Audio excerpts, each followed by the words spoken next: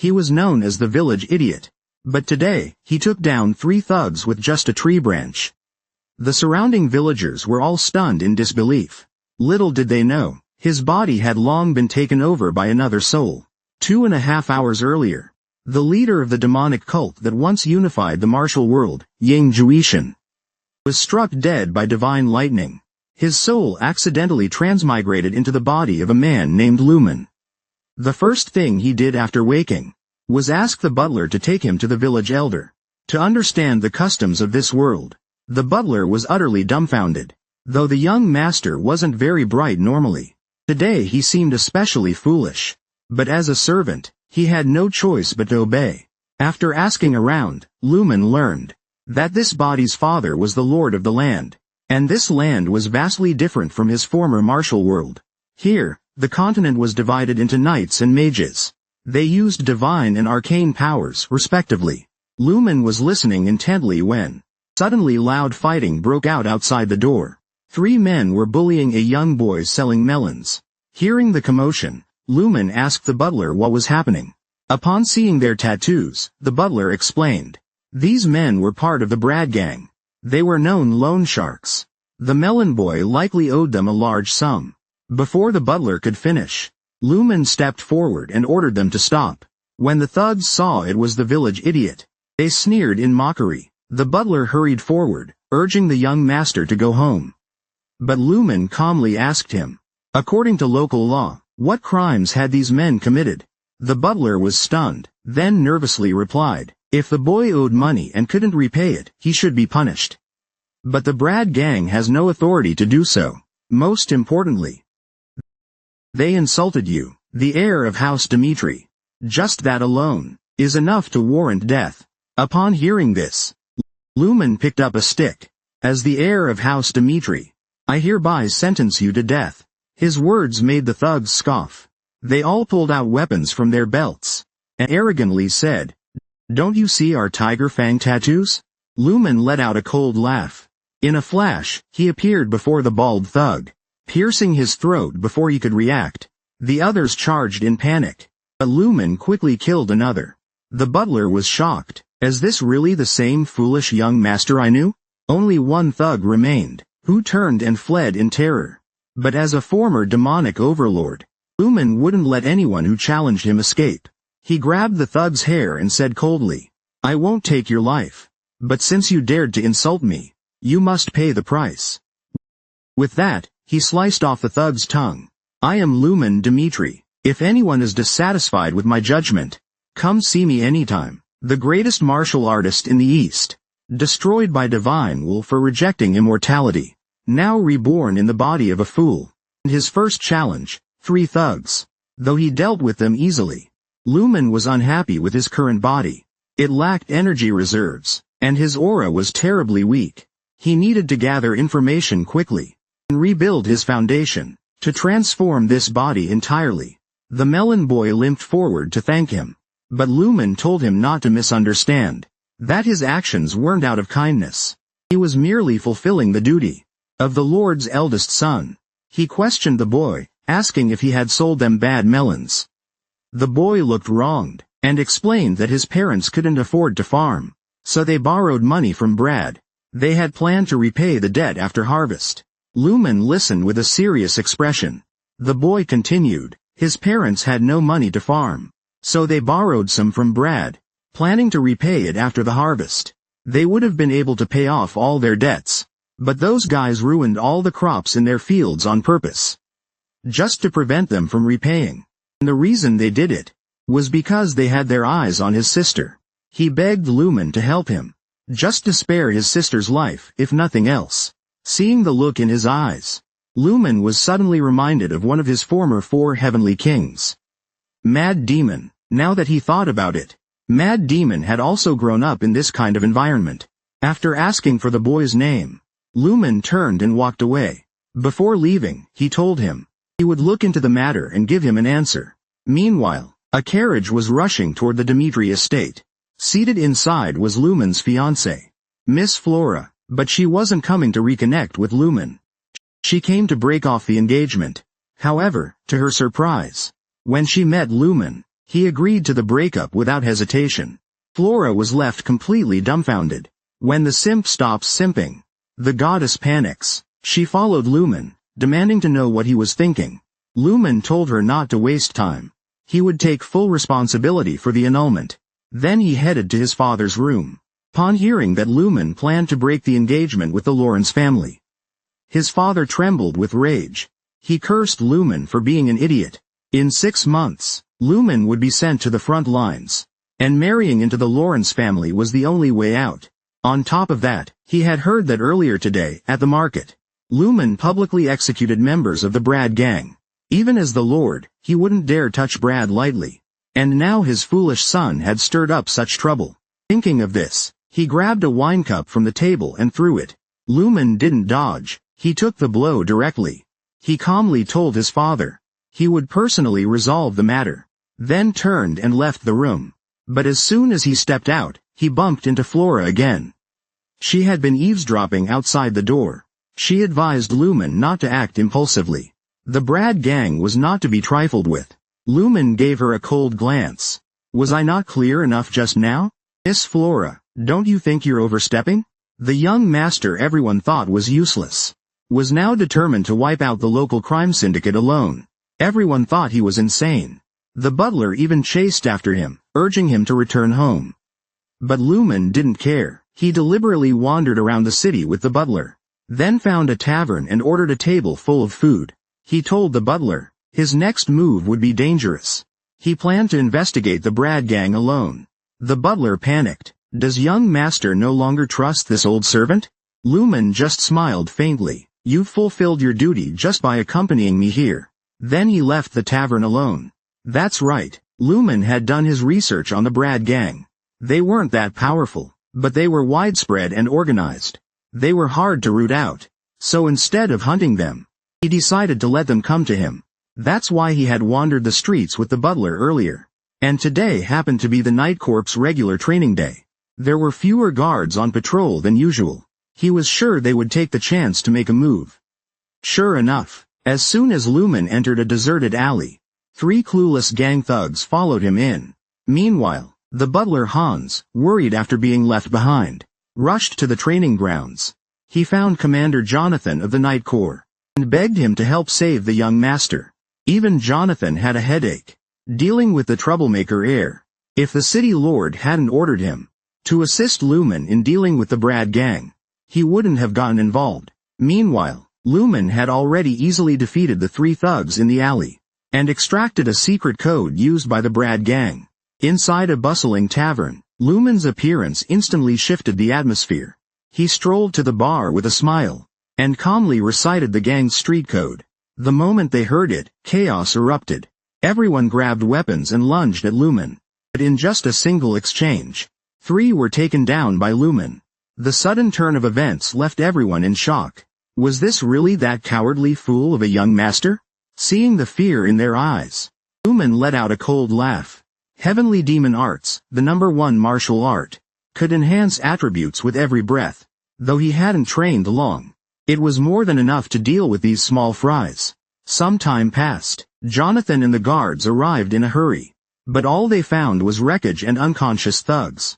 Guards stepped up and reported that a survivor said young Master Lumen was heading toward Lawrence Abbey, which happened to be the Brad gang's HQ. This seemingly harmless man was actually a ruthless killer beneath the surface. To get the Brad HQ location, Lumen had already cut off 2 of the tavern owner's fingers. Yet the man still refused to talk. That only excited Lumen more, because people like that always had the most useful information. He walked over to a nearby table, and picked up a photo with a grin. Let's see if you really have nothing to fear. For instance, if I found your family. Hearing that, the tavern owner snapped. You're a noble, and yet you threaten me with my family? Brad's gang was infamous for debt collection.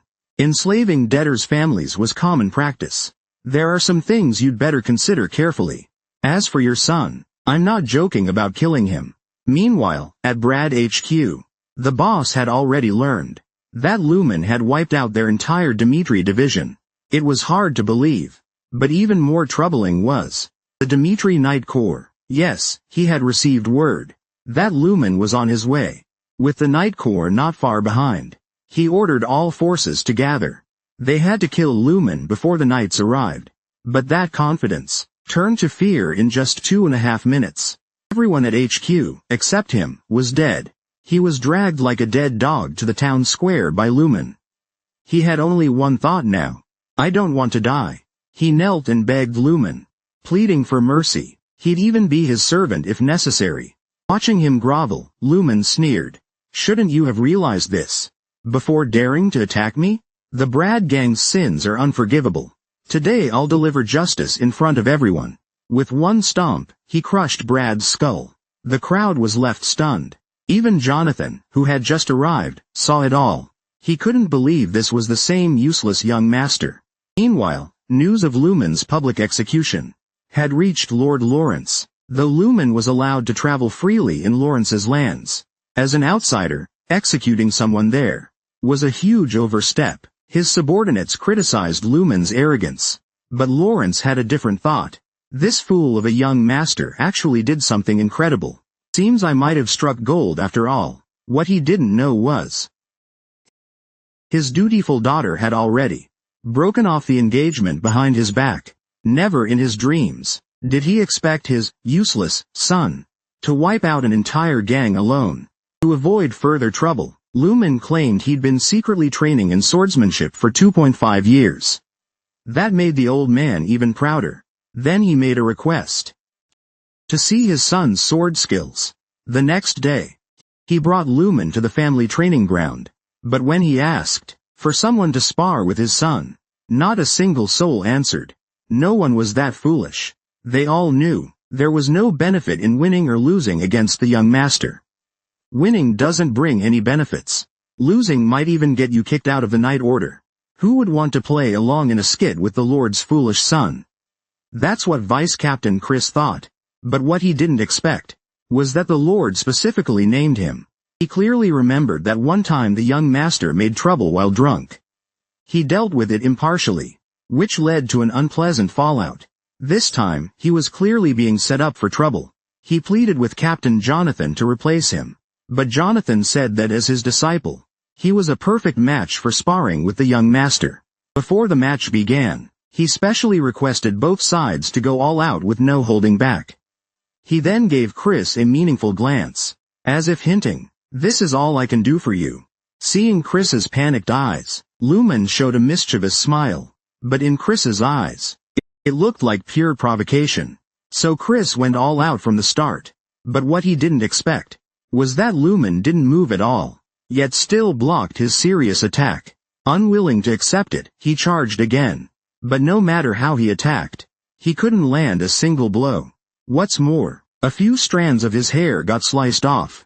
At this point, he finally felt the pressure. While he was considering his next move, Lumen calmly spoke, "Warm-up's over. Now it's my turn." As soon as he finished, Lumen launched a swift assault. After a few fierce exchanges, Chris was already struggling. No matter what, he absolutely did not want to lose to him. That would be too humiliating. Finally, seeing an opening in Lumen's stance, a desperate Chris used all his strength. The crowd let out a cry of surprise. Even Lumen was slightly surprised, but only for a moment. Chris's attack was powerful, but it still couldn't hurt Lumen. On the contrary, Lumen used the chance to knock him down. Looking at the fallen Chris, Lumen didn't say anything, but he had formed an overall opinion of Chris. Too weak. Even the lowest-ranked warriors of the demonic cult were stronger than him. Yet he was a supposed swordsmanship genius in the Night Order. So this world's so-called elites are nothing special. Just 2.5 days ago, everyone called him trash. Now he was regarded as a swordsmanship prodigy. Seeing his son's performance, the old father was very gratified. He told Lumen to make any request. As long as he could fulfill it, he would. Lumen smiled slightly, then said, "I heard I'll be sent to the battlefield in half a year.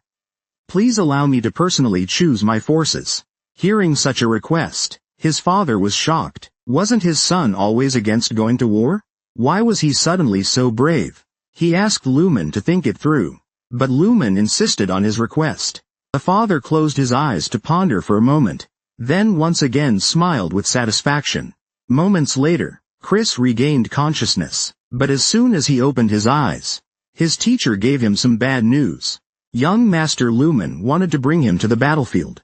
He instinctively wanted to refuse, but Jonathan told him, as long as he behaved, and observed the young master's changes during this time, he would pass on his secret technique to him. Hearing this, Chris was instantly shaken. That was the key to becoming a 3-star Power Stone warrior. Compared to going to war with the young master, any suffering he endured was nothing. The next day, Lumen came to find Chris. He looked down on this spoiled noble who only drank and played cards. He truly disdained him, but because of the deal with his teacher, he had to go along with Lumen's every demand.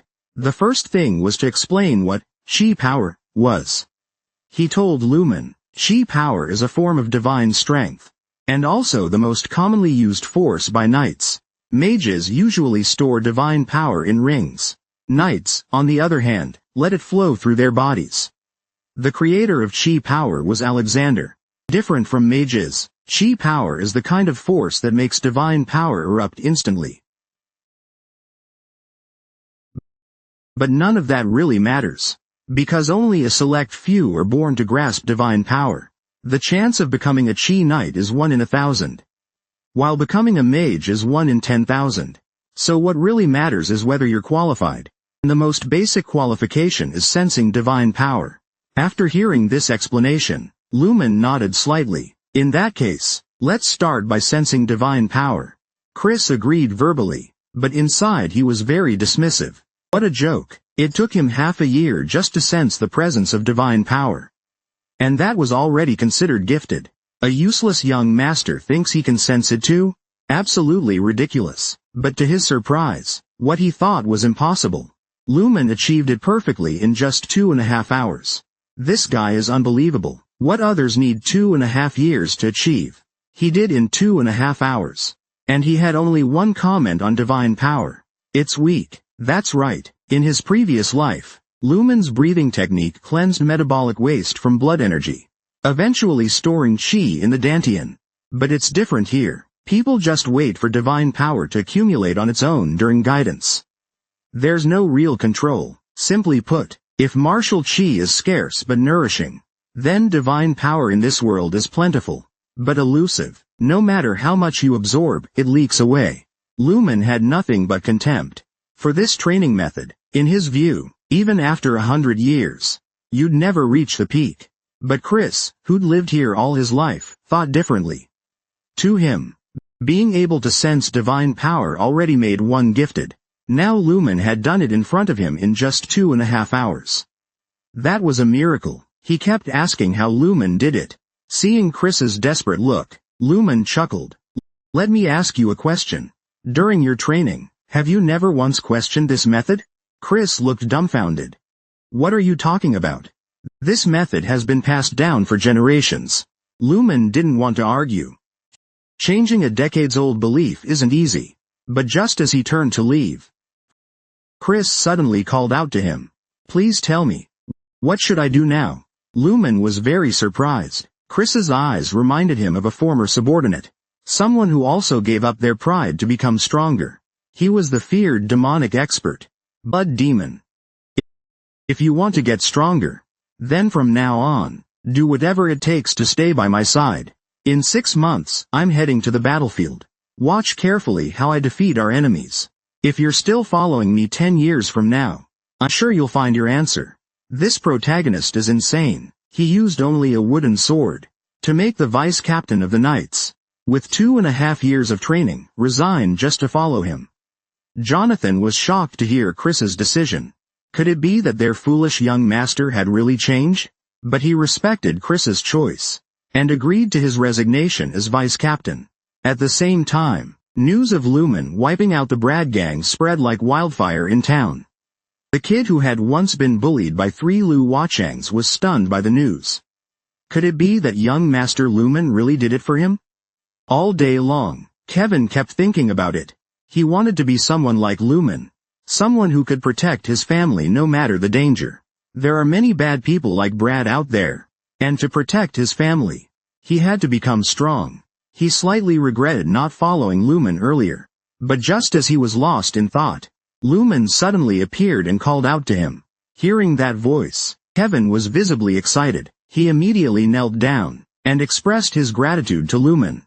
If it weren't for him destroying the Brad gang in time, his family wouldn't have survived until now. Not only that, his butler Hans even helped him get a job.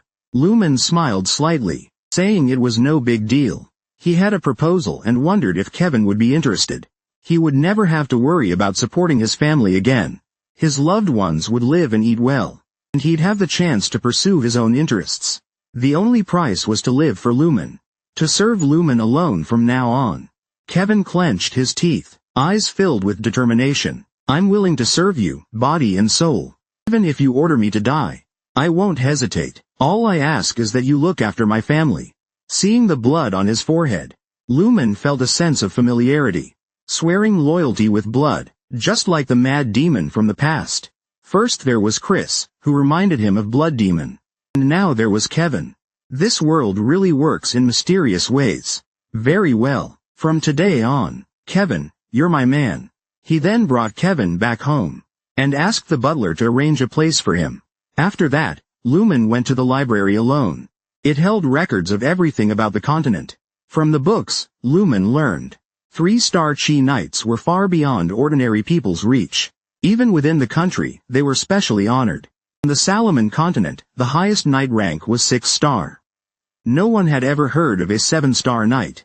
There were only 12 6-star knights across the land. They were respected in any country. When a mage reached the 7th realm, they were called Grand Archmages. A state that was half human, half divine. One spell could shake the earth. In large numbers, they were even more terrifying than 6-star knights. This was a power Lumen had never seen back in the martial world. If he wanted to rule the world someday, he would surely clash with them. It seemed he had to start cultivating immediately. In this world of swords and magic, what is it like to train martial arts? To rule the world as soon as possible. Lumen began his cultivation journey. He asked the butler to find a quiet, unused room, and reminded him he would spend the next week there. He would need no food or water, and no one was allowed to enter, unless one of his people was in danger. He was not to be disturbed. Butler Hans was puzzled, but as a subordinate, his master's words were law. Inside the room, Lumen saw Hans had kindly laid straw for him. Though well-intended, it only obstructed the flow of true energy. He pushed the straw aside, and began his training. During this time, he had already stored part of his divine power in his dantian. To use martial arts based on the heavenly demon art with this body, he had to reach the first stage. As chi spread throughout his body, veins bulged on Lumen's face. He was using divine power to purge the heat from within, from the blood flowing from his orifices. You could tell how wrecked this body was. Luckily, he had prepared for this. He had divine power in reserve. And so a week passed. One day, 2 unexpected visitors arrived at the house. Flora and her father, the ones who had called off the engagement. After seeing Lumen destroy the Brad gang last time, Flora's father thought he'd struck gold. But unexpectedly, his dutiful daughter had called off the engagement. He scolded Flora harshly, whether Lumen was a fool or not. This marriage must not be cancelled. It concerned the safety of their entire territory. Now, Baroque was borrowing money from the Golden Bank to hire mercenaries. Their goal was to seize the Lawrence family's land. And marrying into the Dmitri family was the only way his father could think of. Because on this land, only they could rival Baroque. So today, the father and daughter came uninvited, to make up for their past mistake. But an entire day had nearly passed, and Lumen was still inside the cabin. Butler Hans looked anxious. The 2 from the Lawrence family had been waiting since morning. But the young master had clearly told him not to be disturbed unless necessary. Just when Hans didn't know what to do, the cabin door suddenly opened. Hearing the sound, Hans perked up. But when he turned to look, he saw a scene that left him stunned. The young master he'd watched grow up had a completely different face now. After waiting in Lumen's room all day, Flora's father finally lost patience. Though they came today to arrange a marriage, Lumen hadn't shown up even once. They'd basically been left hanging. Lawrence couldn't take it anymore. He stormed off to confront Lumen's father. He pushed open the door and loudly vented his frustration. But Lumen's father wasn't having any of it. It was you who proposed to cancel the engagement. And now you blame us on our own land? Have you forgotten your place? The aura from Lumen's father left Lawrence and his daughter speechless. He told them, in fact, a month ago, they had already received contact from Baroque. They hoped to arrange a marriage with the Dimitri family, and offered extremely generous terms. Not only would the Dimitris connect with the Central Bureau, they also promised to give them a share of Lawrence's land. Even so, Lumen's father still turned them down, because his son had once admired the Lawrence daughter. Lawrence kept bowing and apologizing. Seeing his father's humbled figure, Flora had mixed feelings inside. This was the difference between the strong and the weak. She lowered her head to apologize. But then came the butler's voice outside. Young Master Lumen has arrived. Everyone looked over. Flora was stunned. Lumen's hair had changed color. And his body was different too. Even his father was shocked. Was this really still his son? Lumen slowly walked to the table. I heard you were looking for me? That's right. This is about the marriage alliance with the Lawrences. It all started because of you. No matter the outcome, I will respect your decision.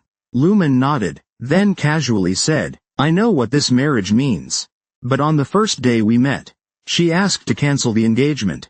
Probably because she heard rumors about the Dimitri fool. But judging people by rumors, someone like that isn't worthy of being my woman. So my decision is to cancel the engagement. Would you take such a wife? The protagonist answer? No. What a joke. Women only slow down his sword draw. Flora's father looked utterly hopeless. This engagement was Lawrence's final hope. Now, it was thoroughly destroyed by Lumen's firm rejection. What worried Lawrence even more was offending the Dimitris because of this. If the Dimitris and Baroque joined forces, they'd be completely screwed. Thinking of that, Lawrence bowed quickly. To make up for our mistake, we'll stop taxing merchant caravans heading from Lawrence to Dimitri. Lumen's father caught the hint. He told Lawrence there was no need. As for the broken engagement, just announce it publicly, as being Flora's personal decision. And don't worry about me joining Baroque. With the Dimitri lord's promise secured, Lawrence and his daughter left in frustration. After they left, Lumen's father couldn't wait to ask what had happened to him lately. But Lumen didn't know how to explain it. The first stage of the heavenly demon art, by martial world standards, wasn't anything impressive at all. But he hadn't expected that this body had accumulated too many impurities. Plus, this place was rich in divine power, which led to a complete transformation of his body. Of course, Lumen wasn't going to tell his father the truth. He simply said that while training alone recently, he came to a realization. He could now circulate divine power in his body. Hearing this, his father was shocked. Being able to circulate divine power internally would steadily optimize the body. That was a realm reached by only a rare few. From a recognized fool to defeating a gang alone. And now this transformation. Lumen had surprised him again and again. But one thing was undeniable. He was his son. He told Lumen, no matter what hardships lie ahead, he would always stand behind him. Lumen smiled faintly. He hadn't even shown the best part yet. It was still to come. He didn't want to entangle with her again. But Flora kept chasing after him, apologizing non-stop, just as Lumen was running out of patience. Flora told him there was a reason she called off the engagement. In the northeastern aristocracy, there were frequent gatherings. After everyone found out about their engagement, one of her friends told her that Lumen was addicted to drugs. And not just any drugs, but ones that dulled the mind and reason. Lumen glanced at her coldly. No need to continue. No matter what happened, our relationship won't change, and my matters are none of your concern. Back in his room, Lumen called in butler Hans. Though he didn't believe this body was ever addicted to drugs, he felt it necessary to verify Flora's claim. Sure enough, Hans had seen the young master acting strangely before, almost like he was on something. And this happened after attending a banquet hosted by Anthony, Baroque's eldest son. After he returned, those strange symptoms appeared. Lumen now understood the bigger picture. Right before the wedding, he attended Baroque's party, then became dazed and overly trusting. Things were getting interesting. He had pursued the goddess for 2.5 years. Yet she chose him only a week before the wedding. Even a fool could see the flaw in that logic. From Han's account, the previous owner of this body was once quite friendly with Baroque's eldest son. But after being betrothed to Flora, their relationship faded. Baroque wanted Lawrence's land, and the engagement between Lumen and Flora was the biggest obstacle to that. So the death of this body was definitely tied to the Baroque family. At that moment, Hans informed Lumen. During his week of secluded cultivation, Baroque had sent him an invitation to a party. Lumen let out a cold chuckle. They really thought he was still easy to manipulate. Looks like it's time to have some fun. He told Hans to send a reply. He would attend in 2 weeks as scheduled, and they better wash their necks clean. The next day, he called Kevin to the training grounds. Seeing Lumen's new appearance, Kevin was stunned too, but Lumen didn't explain anything. He just asked, "Have you settled in well these past few days?" Kevin looked ashamed. He had been thinking hard about his purpose here, but no matter how hard he tried, he couldn't figure out how he could be useful. Lumen told him not to worry. He planned to make Kevin his sword. Kevin was stunned even more. He had never even held a weapon. How could he become Lumen's sword? Lumen told him, a person's value isn't determined by others. So he gave him 3 choices. First, give up being his sword, and become his right-hand man, learning from Hans, carrying out safe orders. The second option was to become his sword. Of course, he didn't need to worry about lacking sword skills. If Kevin chose this path, Lumen would use the bone-severing technique to test his resolve, because he didn't want just empty words. He wanted results to prove Kevin's willpower. The third choice was to sever his own wrist with Lumen's sword. Looking at the sword on the ground, Kevin was stunned. Lumen told him, if he could endure the pain, he would grow stronger at an astonishing pace. That's right, his subordinate, the Mad Demon, also knew nothing of martial arts at the start, but his unshakable will earned him a place as one of the 4 heavenly kings. Lumen said, no matter what Kevin chose, he would make the most of his potential. Hearing this, Kevin fell into deep thought. He recalled his miserable life. If not for the young master, he might already be dead, though he didn't understand the meaning behind severing his wrist. If it was the hardest path, then maybe it could break him free from weakness. With that thought, Kevin didn't hesitate and swung the sword at his wrist. Blood sprayed out instantly. Kevin gritted his teeth and endured the pain. Lumen watched coldly from the side, until Kevin passed out. That night, Hans saw blood on Lumen's sword, and thought the young master was injured. Lumen told him not to worry. It was Kevin's blood. At that moment, Lumen suddenly smiled with satisfaction. In truth, at the moment Kevin raised the sword, he had already cast an illusion to trick him. He had planned to test his will with just a brief illusion. But Kevin acted before the spell even took effect. Such fierce resolve was impressive. If his illusion had been too weak, Kevin might have really lost that hand. 2 weeks until the party. 6 months until the war. There were countless things to teach. Looks like he'd be busy for a while. How terrifying a nice guy can be when he goes all out to become strong. Kevin didn't hesitate to cut off his own arm. Though it was just an illusion from Lumen, he still acknowledged Kevin's resolve. The next day, he called Kevin to the training field, and planned to teach him a martial art. Ghost Demon Palace, a technique once used by the Mad Demon, one of the 4 heavenly kings. Once activated, the demonic aura corrodes the mind. Its power is activated by enduring the pain of blood vessels bursting. He told Kevin, those who practice this art will experience more pain as they grow stronger. But he still hoped Kevin would learn it, because for someone without divine power, this was the only way to grow quickly. Kevin was deeply grateful for everything the young master did, but he asked, why do you trust me so much? Aren't you afraid I'll run off once I learn the technique? Lumen simply chuckled and said nothing. He told him to focus on training. Questions like that, he didn't even bother to answer, because he knew, as Kevin grew stronger, he'd understand just how terrifying it was to betray the heavenly demon. And so, for the next few days, Lumen personally trained Kevin in basic swordsmanship. This left Chris feeling quite depressed. Ever since he agreed to follow Lumen, he hadn't been taught a single move. Until the second week finally came. Chris could no longer hold back. He confronted Lumen, asking why he treated him that way. If it was because of his earlier rudeness, he was willing to apologize. He only hoped that Lumen would teach him. No matter what it was, he was confident he could learn it. Lumen told him, everyone has their own way. He only guided Kevin because he knew nothing. But Chris was different. No matter what he taught him, Chris would just mechanically execute it, instead of trying to understand. Because Chris was the one who defeated him, Lumen tossed him a wooden sword. To accept reality, one needed a clear outcome. How about a spar between you and Kevin? Though it would be a fight between you two, I'll be by Kevin's side guiding him during the match. The boy had only trained in swordsmanship for 2.5 days, yet was tasked with challenging a 2-star Chi Knight. Chris felt extremely frustrated. Not only had he not learned any real skills under Lumen, he now had to spar with a total newbie. This was like using a cannon on a mosquito, or an elephant stomping an ant. Once the match began, he charged in with thunderous momentum.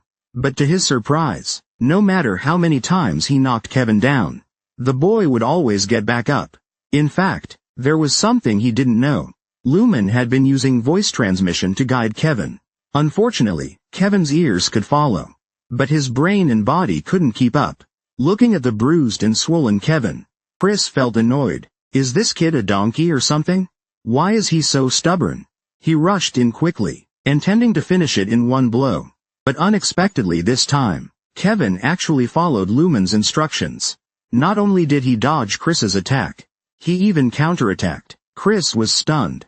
Just as he was about to be hit, he quickly ducked and used the move Lumen had used to defeat him before. Kevin was knocked down. Lumen walked over and calmly said to Kevin, "You lost the match. Starting tomorrow, I will personally train you." With that, he took Kevin and left the training ground. Back in his room, Chris felt a mix of emotions. Thinking back on the fight, what glory was there in winning? Besides, he almost lost the duel. If he hadn't learned that move from Lumen before, would he have really been able to beat Kevin without using divine power? Thinking of that, a realization hit him. The next day, Chris found Lumen, and clearly stated that he didn't need any guidance. He only wanted to stay by his side, to find the path to becoming stronger. That's right. After a night of reflection, Chris finally understood Lumen's intention. Just one spar with Kevin had helped him improve. At first, he thought Lumen had given no instructions, but that wasn't the case. But understanding and following Lumen's judgment had already left him confused. Looking back now, when Lumen was instructing Kevin, a lot of what he said was meant for him to hear. Even though he didn't know what had happened to Lumen, there was one thing he was sure of. His own teacher, Jonathan, was no longer comparable to young Master Lumen, so he decided to stay by Lumen from now on, to observe and learn from him, until he understood everything and surpassed him. Seeing his determination, Lumen smiled with satisfaction. Since that's the case, let's begin training. None of the nobles in the Northeast would have imagined that the young Master Lumen, once called a fool just a week ago, had now become the center of everyone's admiration. The banquet hall in Baroque was lively and festive. Lumen's arrival instantly froze the atmosphere in place. His silver hair and confident smile caught the attention of everyone present. Is this really young Master Lumen? He's changed so much. Just as the crowd was talking excitedly, a blonde girl approached him first to say hello. Hello, young Master Lumen. I'm Sophia of the Glisser family. You might not have heard of the name. Our family isn't very well known. Lumen smiled gently. How could I not know? Your family has a century-long history. That's right. The day before the banquet, Lumen had his butler gather information on everyone and their family histories. After all, he was attending as a representative of the Dmitri family.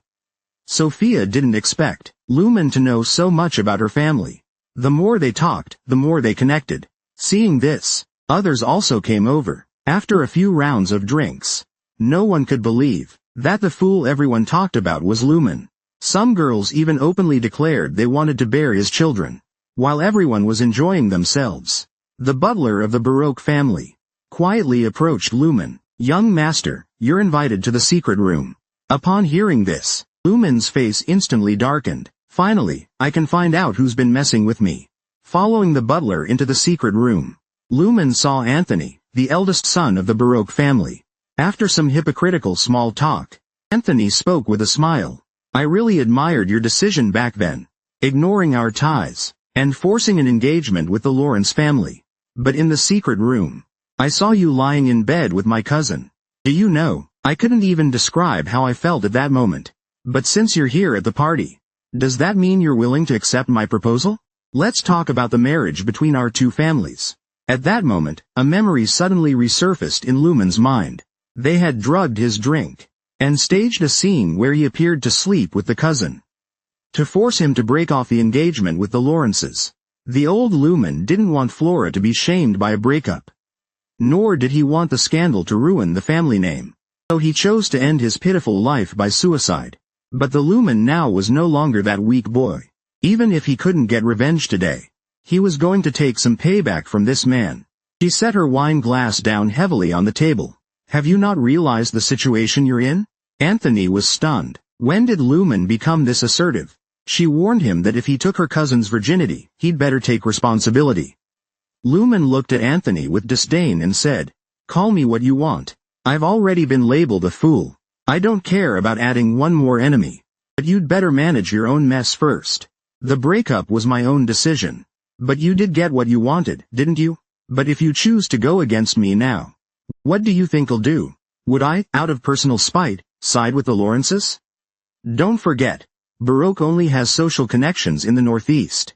But when it comes to wealth and power, we Dimitris are the real authority." Anthony clenched his fist instantly. To him, Lumen now felt like a roaring lion. Maybe he should never have tried to threaten him. He'd never seen such a hardcore protagonist. Just because her subordinate was slapped once, she beat the guy to death. After mocking Anthony, Lumen was about to leave the party. But just as she stepped out, she saw Baroque guards bullying her subordinates. Turns out, while Lumen was at the party, some Baroque guards saw that Kevin was short, and decided to mess with him. Kevin and Chris didn't want trouble. But then they said their young master was a fool. Kevin couldn't tolerate that. He immediately tried to teach them a lesson, but was slapped to the ground. Chris looked grim. Given the situation, she didn't dare act rashly. There were conflicts of interest between Dimitri and Baroque. Causing trouble here could impact the whole family. Seeing that neither of them fought back, the guards grew more arrogant. But just as one of them was about to hit Kevin again, Lumen suddenly appeared and stopped him, then slapped him hard across the face. The guard was stunned. "I just got slapped by a fool?" As he was about to curse out loud, Lumen slapped him again. A series of slaps followed. The guard was completely dumbfounded. He looked at Lumen in fear. Is this really the fool everyone knows? Meanwhile, a worried Anthony was recalling the threats Lumen had made earlier. That's right, given Baroque's current strength, they really couldn't afford to provoke Dimitri. But what he couldn't understand was how someone once seen as a fool had become so domineering today. Just then, a servant came in to report Lumen was beating up their guards. By then, a crowd had gathered outside the banquet hall. The guards who had hit Kevin earlier were now on their knees begging for mercy. Looks like they had taken quite the beating. Even Kevin and Chris were starting to feel uneasy. They thought the punishment was enough. For the sake of both families' relationship, it was time to stop. But Lumen had no intention of letting it go just yet. Just then, Anthony stormed over angrily. "You're going too far, Lumen. How dare you beat up my guards in my own house? Even if you're the eldest son of the Dimitri family, I can't tolerate such behavior. You'd better apologize immediately." Lumen gave him a cold glance. "Why should I apologize? This man not only slandered me, but also laid hands on someone from the Dimitri family. Do you really think I'm in the wrong? Don't forget what I told you. The grudge between us could very well affect our two families. So, I advise you to make your stance clear. My patience has its limits." Anthony was extremely aggrieved. He didn't dare provoke Lumen. In the end, he had no choice but to compromise. Lumen smirked, just as expected. "You gave in." Then he looked toward the bruised and battered guard and said coldly, "You'd better grit your teeth. No one can save you today.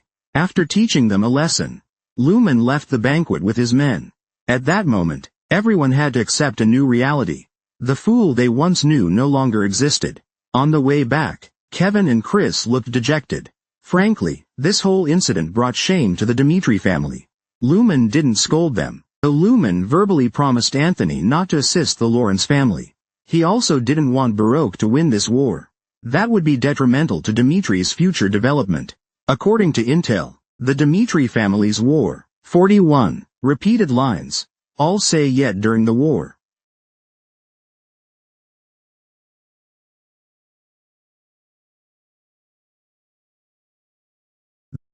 Though Lumen verbally promised Anthony not to support the Lawrence family, he also didn't want Baroque to win the war. It would be detrimental to Dimitri's future. According to intel, Baroque's military strength isn't that great. They only have some ties to the Central Bureau. The Central Bureau, as Cairo Kingdom's power hub, holds the exclusive rights to conscription and noble appointments. For this war, Baroque even borrowed a huge sum from the Golden Bank to hire the Pelga mercenary group. According to current intel, in half a month, Baroque will likely launch a war on Lawrence. Though Lumen had told Anthony he wouldn't get involved in Lawrence's affairs. For Dimitri's future, he wouldn't let the Baroque family, who had threatened him, off the hook. If he leveraged the family's power, punishing them wouldn't be difficult. But Lumen didn't plan to do that. His father once promised him the right to choose his own guards. It was time to make him honor that promise. A few days later, a B-rank mercenary named Lucas arrived in town. After being away for 2.5 years, he returned this time to get himself geared up. After all, Dimitri was #1 on the continent, in both raw materials and craftsmanship. While waiting, he wandered the streets. He saw a crowd gathering around a bulletin board. Curious, he approached, and discovered it was Lumen's recruitment post. Monthly salary, 8,000. Full benefits included, only 30 spots open, and they would serve Lumen alone. Though the offer was attractive, Lucas didn't intend to serve a noble. Then someone nearby advised him not to bother applying, because up to now, over 100 people had already applied. Lucas was dumbfounded. Wasn't the eldest son of the Dimitri family supposed to be a fool? Why are there so many applicants?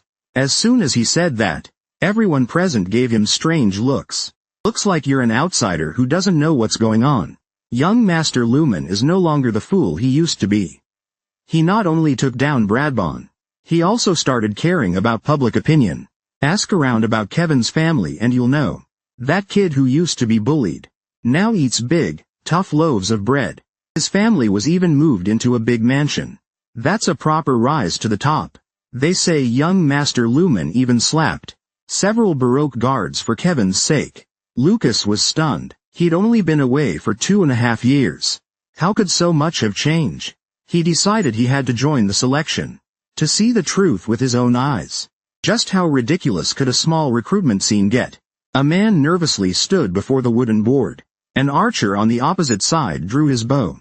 The first arrow grazed his foreskin and struck the board behind him. But the second arrow hit him right in the knee. You thought this was about recruiting archers. But it was actually a test of willpower. Only those who stood completely still could pass the first trial set by Lumen. When the first recruit was carried out on a stretcher, everyone looked horrified. Isn't this just recruitment? Are they really serious? Seeing the blood on the ground, the next man began to panic. What if the next arrow hits his crown jewels? Even 8,000 salary a month wouldn't be worth it. Chris could read his thoughts. So he announced that anyone afraid of getting shot could withdraw. As soon as he said that, over 100 people ran away instantly. In fact, the day before the recruitment, Chris had asked Lumen why he chose such a method. Lumen replied, words alone couldn't find people who met his expectations. He needed to see with his own eyes someone willing to risk their life, even if the chance of actually getting hit by an arrow was slim. Most applicants would panic over that 1% risk. They'd feel uneasy. Lumen wasn't just looking for strong-willed people. He wanted those with the heart of a beast. People who could grow stronger even from rock bottom. And only people like that could walk alongside him. And so, one day passed. Of the 500 who showed up, over 100 had withdrawn. Only 120 passed the first trial. Some were trembling, while others remained calm. But in Lumen's eyes, there wasn't much difference. What mattered was the courage to suppress fear. Everyone had different reasons and goals. But he needed to find the primitive ones. Those who would neither fear nor disrespect him. Looking at the crowd below, Lumen announced loudly, "You've proven your worth as warriors in the last round. But I will only choose 30 in the end. So there's a second round waiting for you. If you pass the selection, and end up serving me, from that day on, you will live as predators." Lucas was stunned in the crowd below. Predators? But before he could figure it out, Lumen announced something even more shocking. In the second round, he would fight all 120 applicants in a gauntlet-style match. Only those who lasted more than 1 minute against him would pass. 120 people would challenge him one after another.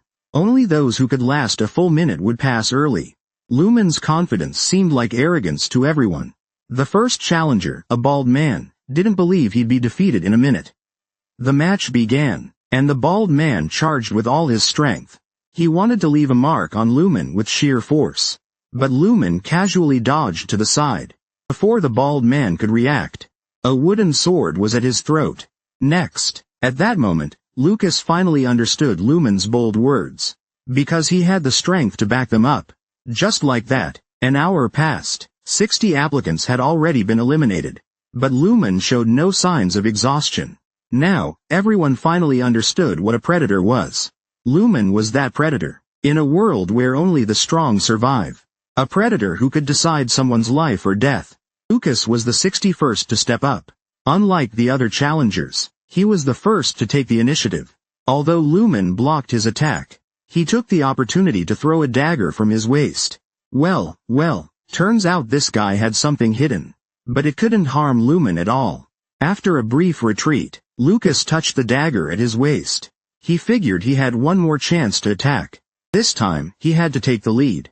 As the opponent charged at him, Lumen smiled slightly. Although Lucas's actions weren't honorable, his judgment aligned perfectly with the spirit of this sparring match.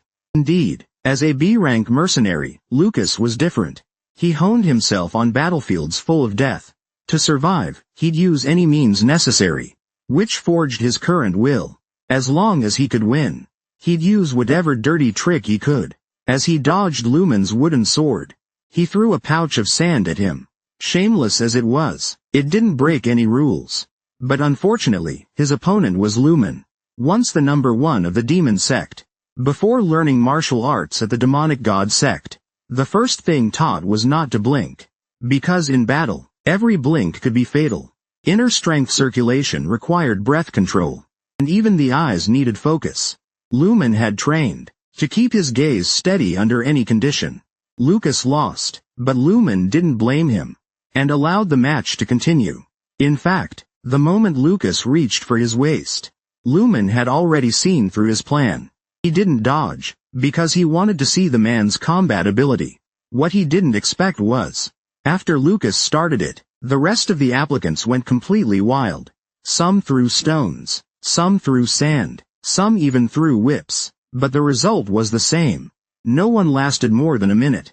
The day passed, and the trials ended, but the results were disappointing. Out of 120 in the second round, not a single one passed the test. Even so, in the end, Lumen still selected 30 of them, and handed the list to Chris, asking him to begin training them. Looking at the list, Chris was surprised. Most choices made sense, but why had the young master picked Lucas? Not only had he fought dirty, he'd even given up before finishing the match. To him, this kind of man could only bring harm. Lumen smiled and explained, someone like him may be shameless, but he can shine on the battlefield. Doing whatever it takes to survive is something Chris still needs to learn. Aside from that, Chris had one more question. There were still 5 months until the war. Why start recruiting so early? Lumen chuckled. Baroque has likely already declared war on Lawrence. From this point on, we must be fully prepared to interfere in the battle between Baroque and Lawrence. Once could have saved our family by spreading her legs, but now even offering her rear won't work. Ever since receiving Baroque's declaration of war, Flora had been plagued by nightmares. If only she hadn't broken the engagement. Things wouldn't have turned out like this. She looked back on her life. From childhood to now, she'd always thought herself the smartest. To put it bluntly, that was her misfortune, but only now did she realize how ridiculous she was.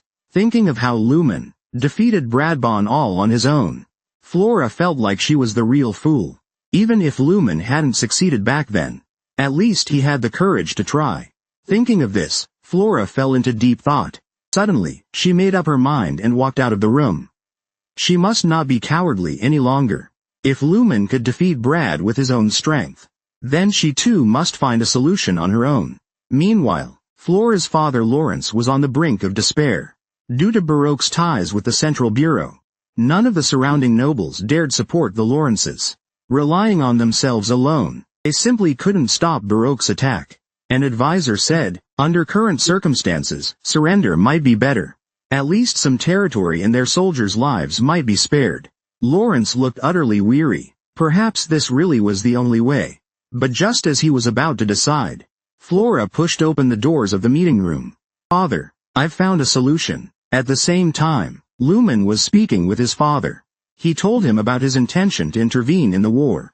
Hearing that, his father almost had a stroke from anger. The Central Bureau had already approved Baroque's invasion of Lawrence. They had no grounds to get involved, and their engagement with Lawrence had ended. Right now, they had no official ties to intervene. If they got involved forcibly, the northeastern nobles would cut ties with them. If things escalated, the Central Bureau might even dispatch troops against Dmitri. He advised Lumen to drop the idea. But Lumen explained, his reason for intervening was not what his father imagined. Baroque's eldest son had recently threatened him, believing the broken marriage would interfere with his plans. Even though people said, Dmitri held true power in the northeast, Baroque's attitude made it feel like they were stepping all over Dmitri. Lumen told his father, even though he had money and troops, he did nothing, as if he were content with the status quo. But Lumen was different. He craved power, whether it was Baroque or anyone else. If they tarnished Dmitri's name, he would never stand by and watch. Getting a legitimate reason was simple. Even Baroque's war justification was fabricated. For those in power, legitimacy was just a word game. The life he sought was one of kingship. And this time, he wished to intervene in the war as an individual. He hoped his father would respect his choice. Hearing his son, the old father was stunned. The son he used to worry most about had finally grown up.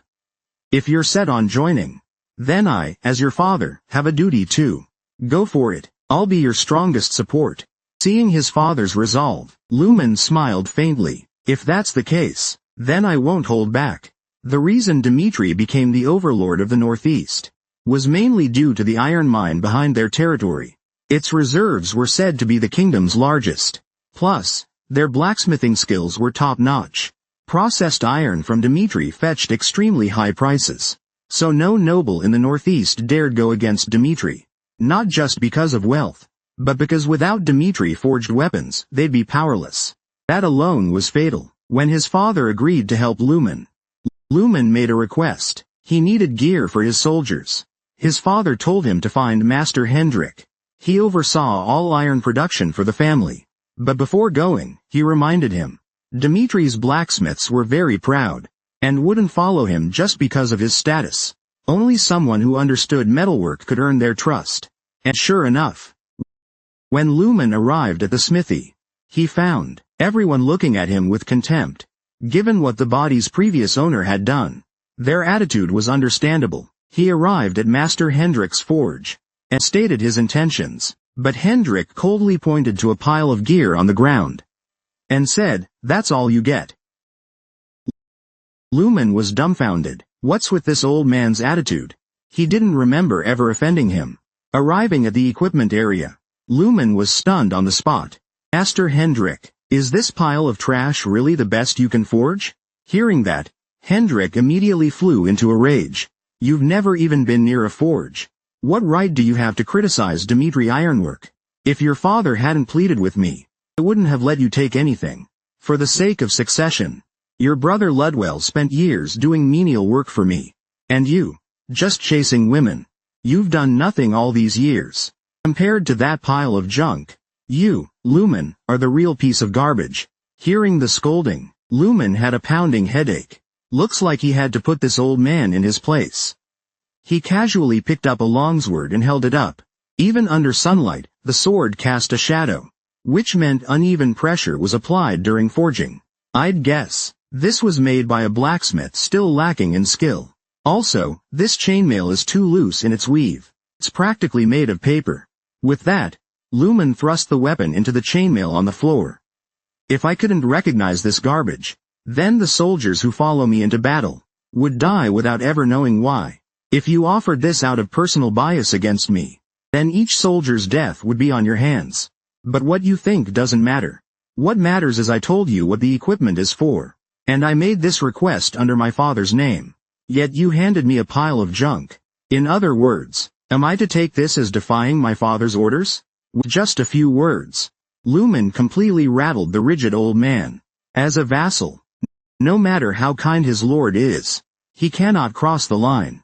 If Lumen accused him of defying an order, he couldn't risk it. More importantly, Lumen was absolutely right. Sending soldiers to war in trash gear was basically sending them to die. He asked Lumen to punish him, but Lumen said he wouldn't pursue it. You tame a stubborn donkey to have it turn the mill. He hoped Hendrik would take this matter seriously. He entrusted him with 30 full sets of gear. Hearing that from Lumen, Hendrik was shocked. Was this really the same young Master Lumen he knew? Back then, he never would have let it go so easily. He told Lumen to express his apology. This batch would be made using Dimitri's finest materials. Afterward, Lumen learned from an apprentice. The reason Hendrik treated him so coldly was because 2.5 years ago, he had snuck into the master's room and stolen his masterpiece, which took 6 months to craft, then sold it cheap to buy wine. Now Lumen didn't even know what to say. Turns out he had been the one to cross the line all along. Just as he was leaving the forge, Hendrik suddenly called out to him. Today's events are not enough to forgive your past offense. I agreed to your request only because I made a mistake. But I still can't tolerate that as the eldest son. You've shown no interest in the forge. Remember this, Dimitri's foundation lies in blacksmithing. If one day you can forge a sword yourself, even if it's junk, that may be our turning point. Lumen smiled slightly at those words. Don't worry, it won't take long. That's right, Lumen had already planned to forge a weapon himself. He left the forge and went to the cabin where he once trained. He had Hans, the steward, prepare the smithing tools in advance. In his past life, to have a weapon of his own, he had visited countless smiths to learn. The 39th sword he forged was called the Devil's Sword, and became a priceless treasure. And today, he would forge a new personal weapon for his reborn self. Meanwhile, in the Lawrence Territory Castle, everyone was waiting for Flora's solution. But the first thing she said was for her father to fight to the death. Everyone in the room fell silent at that. Her father looked at her with disappointment. He had still held hope for his daughter. But now it seemed, she hadn't recognized the reality. If shutting the gates could solve the issue, then no one here would look so worried. But Flora said, this wasn't simply about shutting the gates and holding out. As everyone knows, the Baroque family borrowed heavily from the Gold Bank, by leveraging their relationship with the Bureau. But that loan had no collateral. And that means the interest rate wasn't small. What they needed to do was abandon farming and release livestock in the fields. Stockpile as much food as possible to last through winter. Although Baroque had borrowed a massive sum, the interest was ballooning by the minute. The gold bank's influence spanned the entire continent, and if the war didn't end soon, they would pressure Baroque through the mounting interest. After all, such a large power was beyond even the Bureau's control. But mercenaries could still be swayed by money. Most importantly, winter was extremely unfavorable for sieges. Once winter came, Baroque would be helpless. That one comment snapped everyone out of it. Flora's explanation gave everyone newfound hope. Her father looked comforted. He slowly stood up and declared loudly. From this moment on, Lawrence would begin preparations for war. To preserve life, even if the walls fall and we die in battle, we must fight to the very end. A man went without food, water, or sleep, just to forge a personal weapon. After tens of thousands of strikes, the first step of forging was finally done. Lumen activated a martial arts technique, using flamefire skill to temper the sword blank. It was a technique used by the flame demon martial race. Given his current level, this was his best option. Though using it repeatedly would damage his organs, he no longer had time to spare. He needed strength to handle any variables. And so a week passed, and Lumen's weapon was finally complete. Silver blade with a golden streak down the center. He named it after the name of this continent. At the same time, Baroque's envoys had already arrived, with an army at the gates of Lawrence. Seeing the soldiers lined up neatly, Lawrence knew war had officially begun. As Baroque issued the full-scale attack, the soldiers began their assault. They thought they could settle this within an hour. But the reality was far different. Lawrence had long prepared his defenses. They had deepened and widened the moat beforehand. Soon after the battle began, they unleashed a relentless rain of arrows. Baroque was nearly driven mad.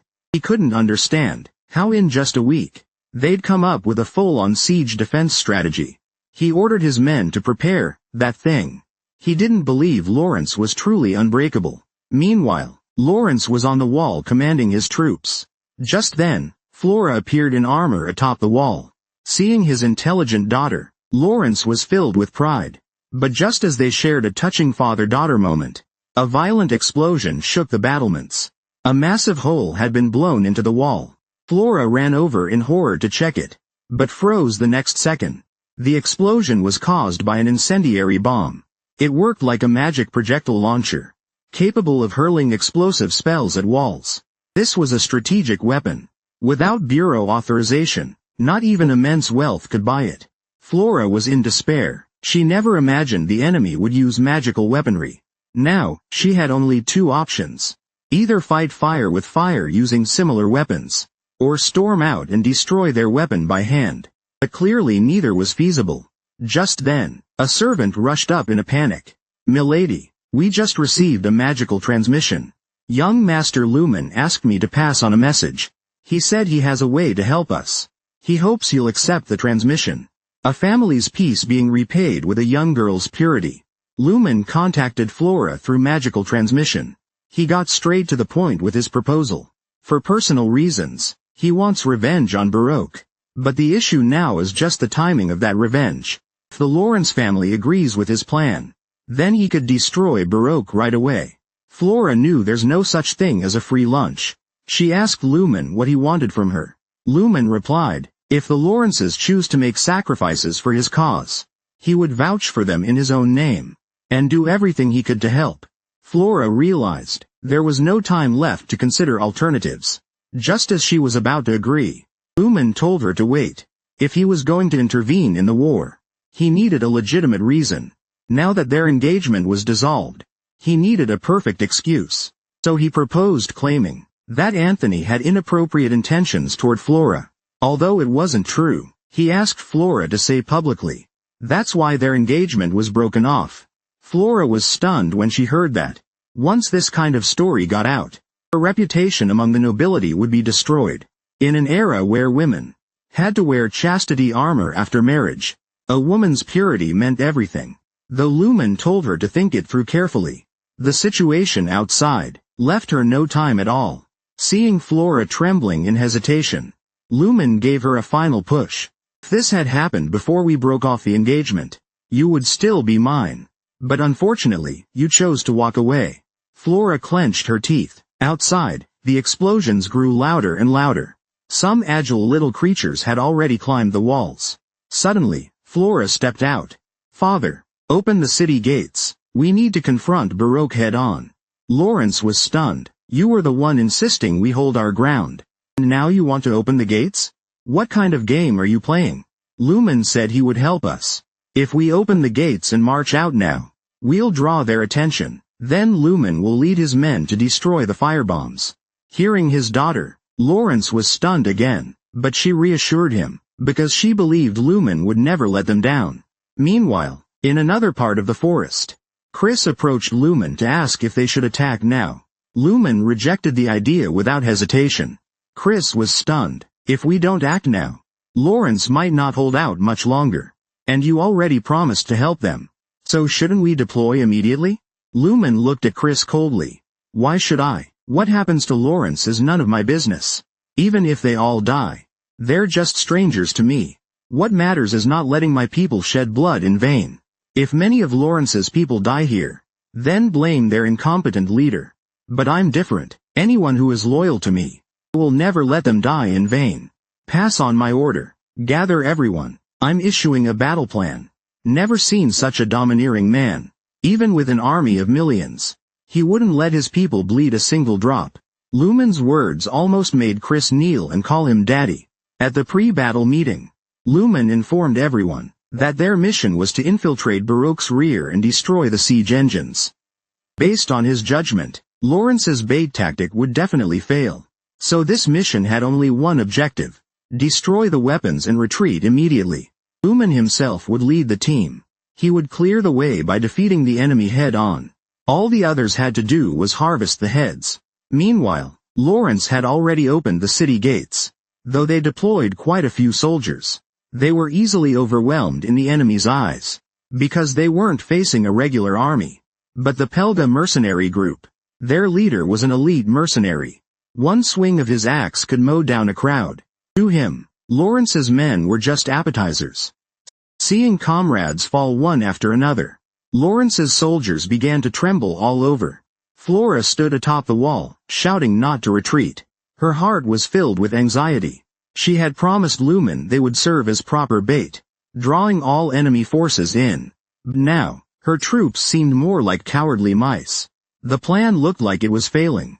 At the same time, Baroque, hiding behind the lines, suddenly heard galloping hooves. He turned to look. Lumen was approaching with his personal guards. Baroque sneered in disdain. With so few men, they dare challenge me? Like a fool looking for shit in a latrine. He ordered his men to block them, then turned to observe the battlefield. To him, Lumen's force posed no real threat, but his troops crumpled like paper before Lumen. With just one man, one horse, and one sword, Lumen charged ahead, slaughtering ruthlessly. People in this world never understood why the demon sect had heaven demons. It was because they always led the charge. Some might wonder, if he's a heaven demon, why risk his life on the front line? Because whether in martial arts, or now in war, the strongest must always lead from the front. That's how you shatter enemy morale.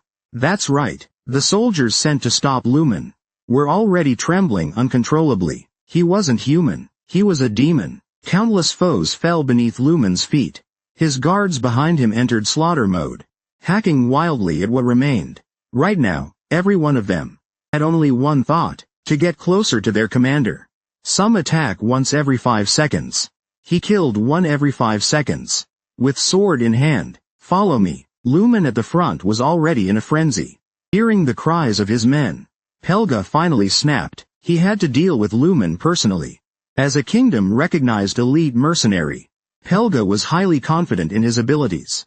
Only those who mastered Chi could be elite mercenaries. But reality was harsh. 2-star Chi swordsman Pelga was nothing but trash to Lumen. It only took 5 seconds to kill him.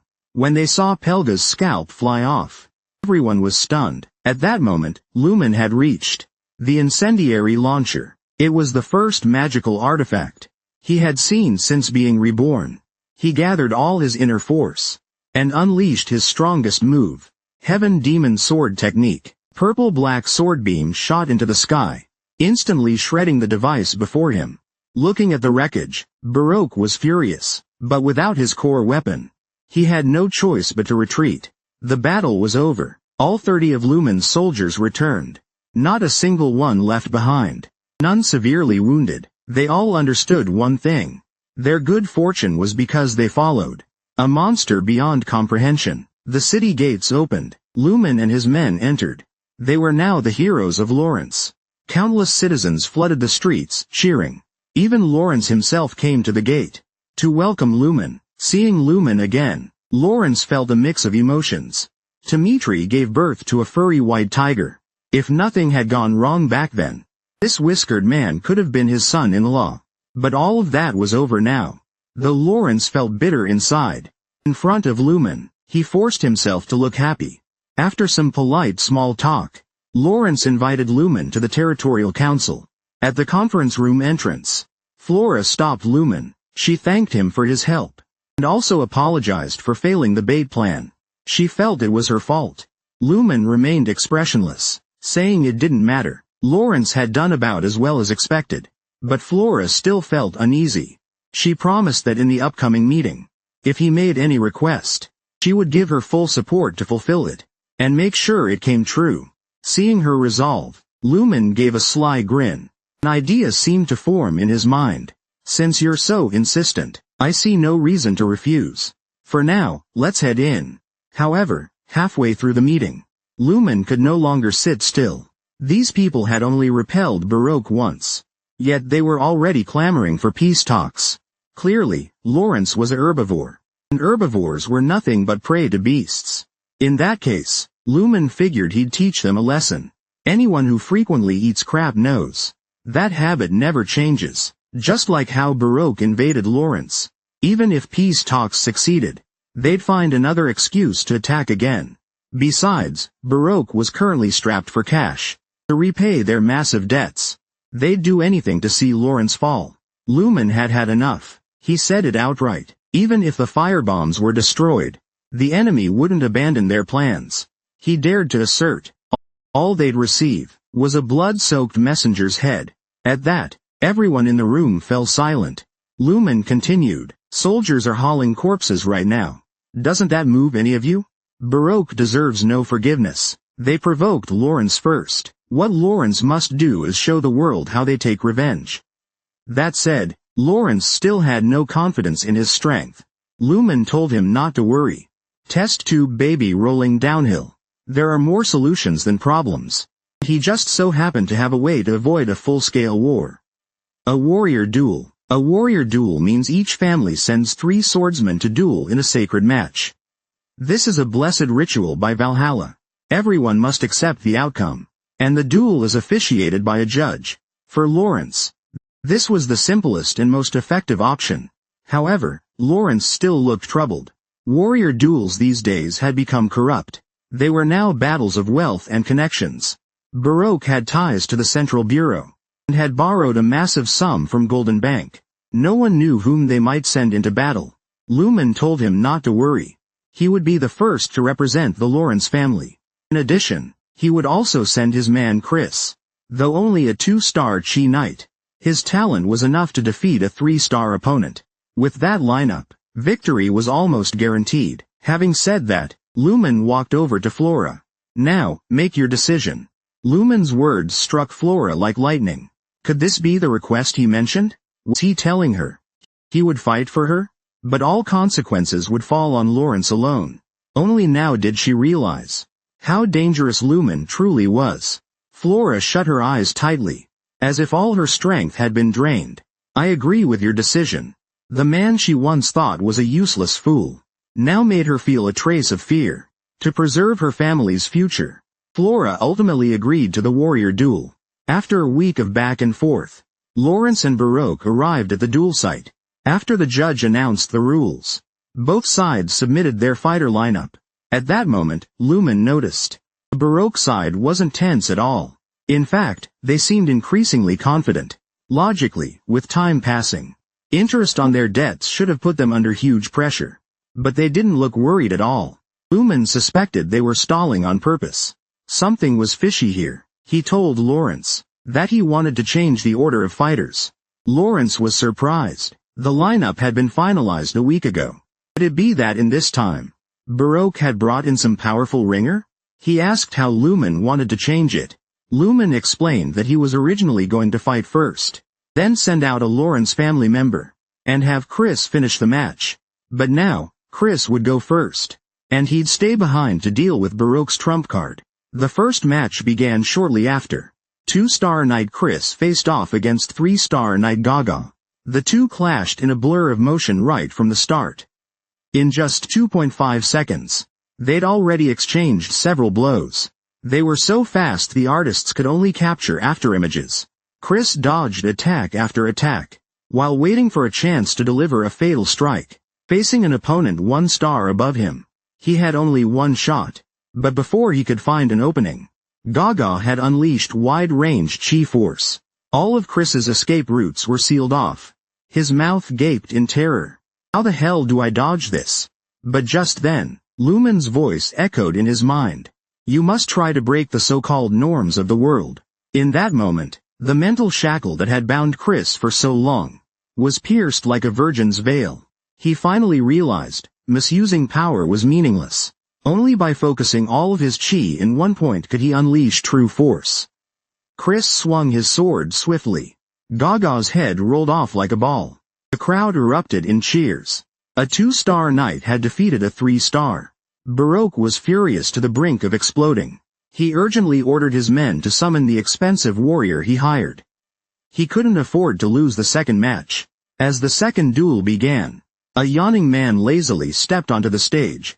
My name is Camaros. I represent Baroque. Hearing that voice, the Lawrence side was stunned. Baroque had hired the 49th ranked 4-star chi swordsman. Now they were totally screwed. The man merely yawned on stage. Yet the audience looked terrified. Camaros, ranked 49th among 4-star swordsmen, was known throughout the kingdom of Cairo. He had roamed every region of the kingdom, constantly dueling the strong. He was known as the wandering swordsman.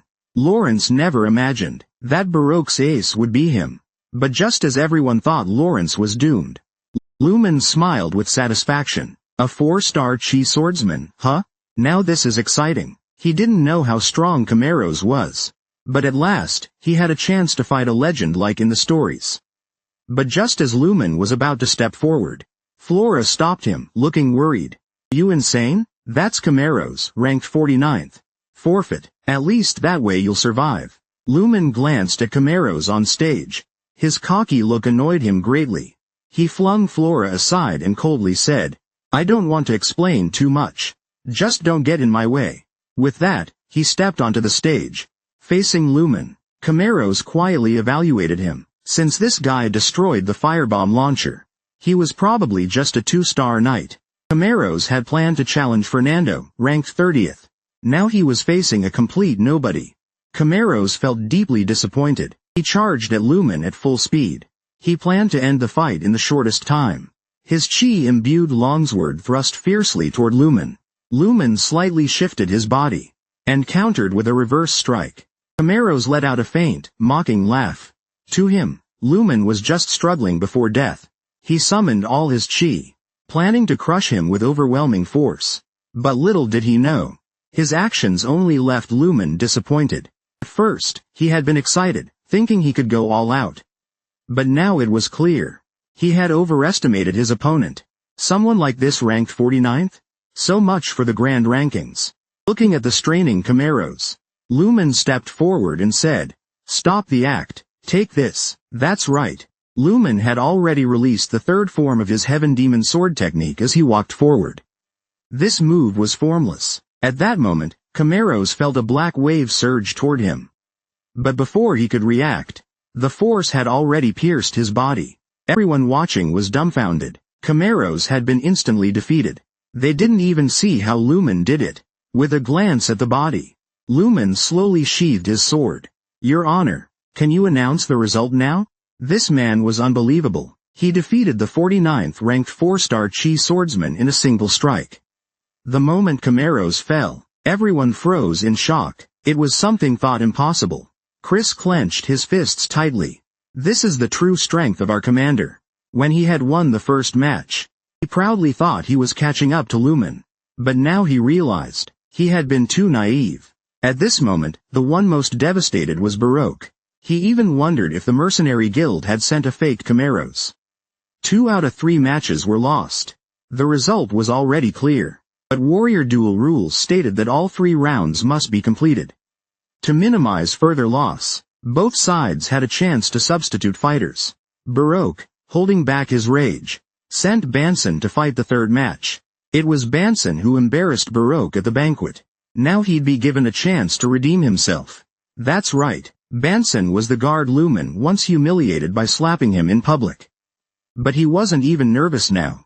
Going up there meant certain death. Trembling like a leaf, Banson stepped into the ring. In his heart, 1,000 wild horses were galloping. As a soldier, he couldn't disobey his lord's order, even if it cost him his life. Seeing Banson in the ring, both Kevin and Chris were startled. Especially Kevin. He remembered clearly how this guy had bullied him before.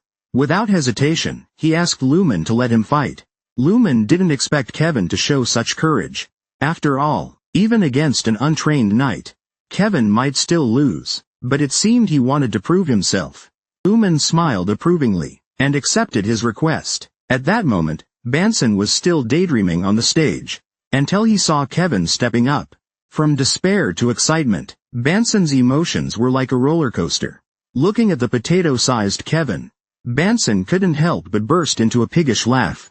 "Hey kid, you here for revenge? Even though we're both knights, it looks like I'm the lucky one." Despite the mockery, Kevin ignored him. He knew, if he wanted to become Lumen's arrow, he had to take this step. Banson suddenly rushed forward. Kevin used his training to strike at Banson's throat, but Banson reacted in time, kicking him several meters away. In both experience and skill, Kevin was far inferior. He was knocked down repeatedly, but kept getting up. Kevin was already bruised all over. Chris could barely keep watching. Chris couldn't understand why the commander let him fight. In fact, Lumen had great confidence in Kevin's potential. He had taught Kevin ghost demon arts. But as for how to unleash the ghost within, that was something Kevin had to do on his own. Right now, countless voices were shouting in Kevin's mind. His desire for revenge and loyalty to his commander. All those emotions surged at once. Kevin's eyes turned blood red. At that moment, he finally unleashed the ghost demon arts. Kevin, now brimming with bloodlust, charged forward. Banson was completely stunned. Could this be chi force? But before he could figure it out, Kevin's sword had already pierced his chest. Kevin won this battle. Everyone looked on in disbelief. Kevin calmly walked up to Lumen and knelt respectfully. "Master, I'm back." Lumen gave a faint smile, and said softly, "Very good. Looks like you've fully mastered the Ghost Demon Palace." This duel saved the Lawrence territory, and made the protagonist a hero in everyone's eyes. But compared to Lumen, Baroque was utterly miserable. Golden Bank sent him a loan repayment notice. The mercenary corps also demanded accountability, asking for compensation for their fallen soldiers. At that point, Baroque wanted to die. Ever since the defeat, no nobles in the Northeast wanted anything to do with him. He blamed everything on Lumen. If it weren't for his interference, Lawrence wouldn't have won at all. Suddenly, he had an idea. That's right, Lumen's interference was unreasonable. In noble society, justification is everything. Several days later, he gathered the nobles of the Northeast. He clearly stated that Lumen had intervened in the war without valid cause, which violated the nobles' code. It was an overstep of authority. Everyone still knew about the broken engagement with the Lawrence family. He hoped they would band together to denounce the Dmitri family, and hold them accountable for their actions. After Baroque finished his speech, the nobles all agreed with him. Seeing their reaction, Baroque smirked with satisfaction. This was exactly how he planned to extort a huge sum from Dmitri, to pay off debts to the Golden Bank and the Mercenary Corps. But just as he was getting smug, Lumen suddenly pushed the door open. "So everyone's here. I heard you all have issues with me. Why not tell me directly?" Baroque was shocked. Why is this brat here? And alone, no less? Baroque's rage instantly boiled over. Snot-nosed brat not even at the knighthood stage, daring to ignore their status difference? He angrily demanded what Lumen meant by all this. Baroque declared that territorial wars followed noble law, and were approved by the central authority. Is it because nobles are foolish that we need rules? No, it's to protect our honor. Do you realize your actions bring shame to the Dmitri family? And the one responsible for all of this is you, the eldest son of the Dmitri family. Lumen coldly listened to Baroque's furious rant. Are you done? Then it's my turn to explain to everyone. Baroque was dumbfounded. This brat is completely unfazed. What he never expected was that Lumen didn't come just to defend his family's honor. He came for revenge. The Baroque family might be doomed after today. This man's mouth really is deadly. He convinced his enemy to willingly hand over his son with just words. Baroque had called the nobles to denounce Lumen, but didn't expect Lumen to show up himself. After Baroque finished his useless rant, Lumen calmly said, "The Lawrences and Dimitris were engaged. But when the engagement was unilaterally broken, I became a laughingstock. So why do you think they broke it off? I know you've all heard rumors. But there's only one truth. Anthony, Baroque's eldest son, threatened me. He drugged me after the engagement, and put me in bed with his cousin. It was all a trap to drive a wedge between Lawrence and Dimitri." The nobles began to murmur. Baroque roared in anger, "You think they'll believe that? Who knows if you just fooled around or went all the way? Or did everything and refused to admit it?" Lumen chuckled. "Don't be so hasty, I'm not done yet. There's another reason I intervened in the war. Anthony once had ill intentions toward Flora. If you don't believe me, you can ask Flora yourself. I don't believe any chaste girl would joke about her own innocence." The crowd began murmuring again after hearing this. Lumen's reasoning was indeed sound. There was no way they could continue supporting Baroque. At this moment, Baroque's face darkened. His mind was spinning like crazy. There was no way he could take Lumen down today. He'd have to come up with something later. Powerlessly, he said, that even if he didn't believe it, he would investigate the truth. He told Lumen to return for now, and he would give him a response later. But Lumen, having come this far, wouldn't leave so easily. He told Baroque to face reality. Did he want Anthony to be punished for this? Or did he want it to escalate into a family conflict? If he didn't get an answer today, he would immediately return and report it to his father. Baroque panicked. They absolutely could not afford a conflict with the Dimitri family now. He told Lumen not to rush. He would have Anthony kneel and apologize. What a joke. If kneeling could solve this, Lumen wouldn't have come alone to Baroque. He had only one goal: to challenge Anthony to a judgment duel. When Anthony heard the news, he dropped to his knees. Not only was he being scapegoated, he even had to fight that guy? With his skills, he wouldn't last 2.5 rounds before dying. But Baroque had no choice. For the sake of his family's survival, he had to hand his son over.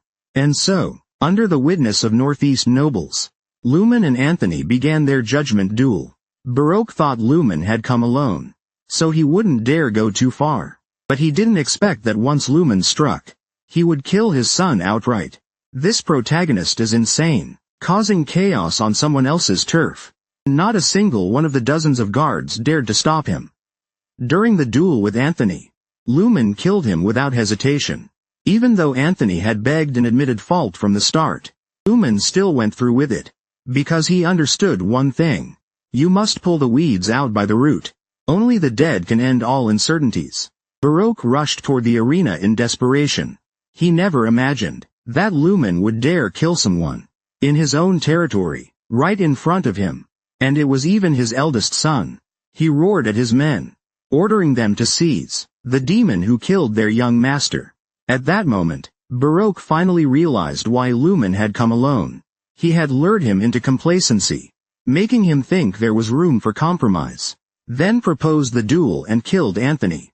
From the very beginning, he had no intention of sparing his son.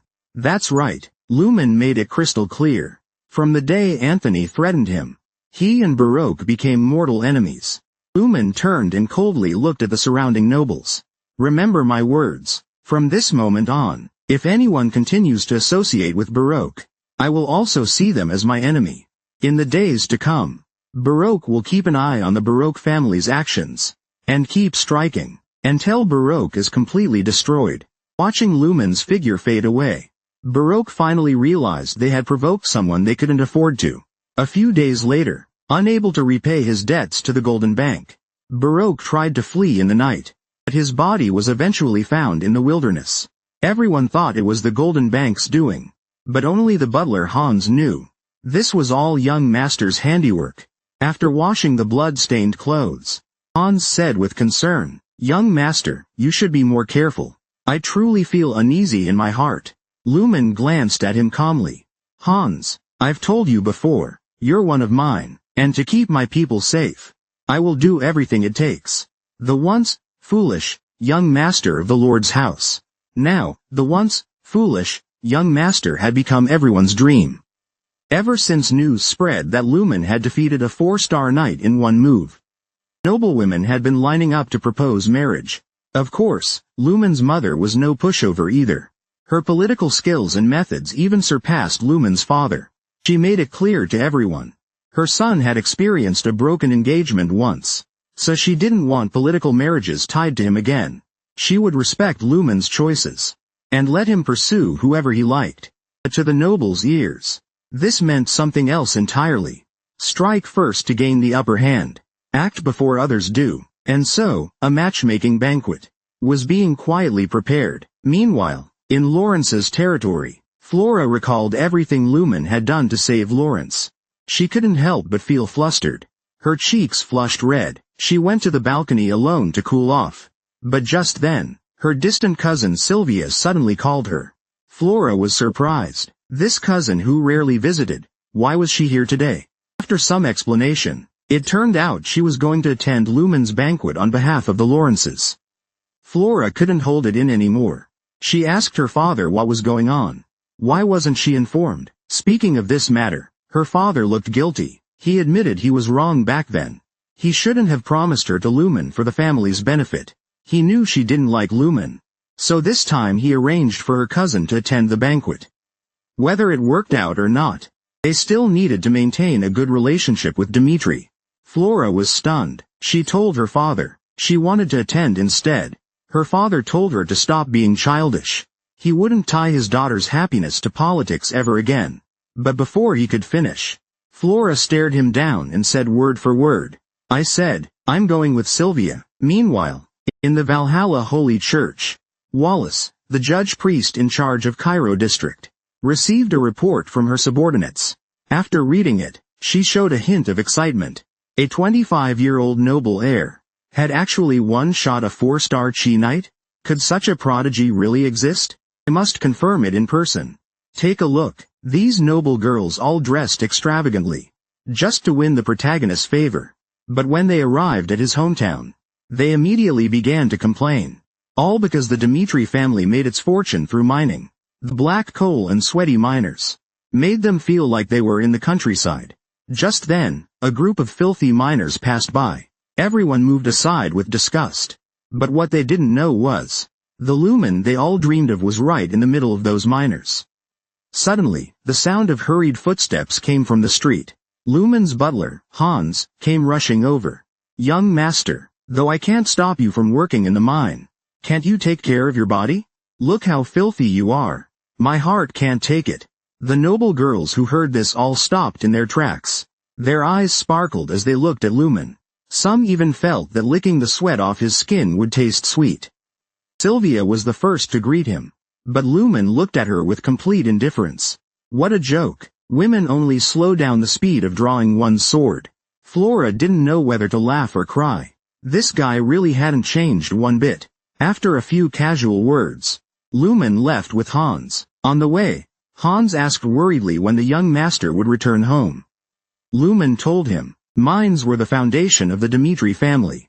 He wanted to understand them better. Miners worked hard to extract iron ore, then smelted it in furnaces. This was Dimitri's essence. Without understanding that essence, he couldn't coexist with the people of Dimitri. That's why he needed to experience it firsthand. Watching the young master's back as he walked away, Hans was moved to tears. "Young master, when did you become so outstanding? This old servant swears, no matter how filthy it is in the future, as long as it's for you, young master, I'll clean it all up." Meanwhile, ever since the war with Baroque ended, Lumen began teaching demonic techniques to all the soldiers who fought. That way, he could establish a base of strength. But Lumen wasn't satisfied with just that. What he needed now was an intelligence network to analyze his enemies. The problem was, he lacked both funds and connections. So he turned his attention to the miners. That day, Lumen came to the training ground. He called Chris over to ask about the soldiers' progress. Chris reported truthfully, ever since they began learning Lumen's techniques, everyone's strength had clearly improved. Lumen nodded slightly. He said calmly, "If that's the case, then it's time for you to learn a new sword style. Your starting point is different from the others. You have your own training methods, so it's difficult for you to accept new instructions. But I believe you're now ready. The sword technique I'll teach you is called lightning. Don't tarnish the reputation of this sword style. The man simply showed his face at a banquet full of noble ladies, and instantly left them flushed and weak at the knees. Unlike usual, faced with the admiration of these noblewomen, Lumen wasn't cold and distant. He greeted them warmly.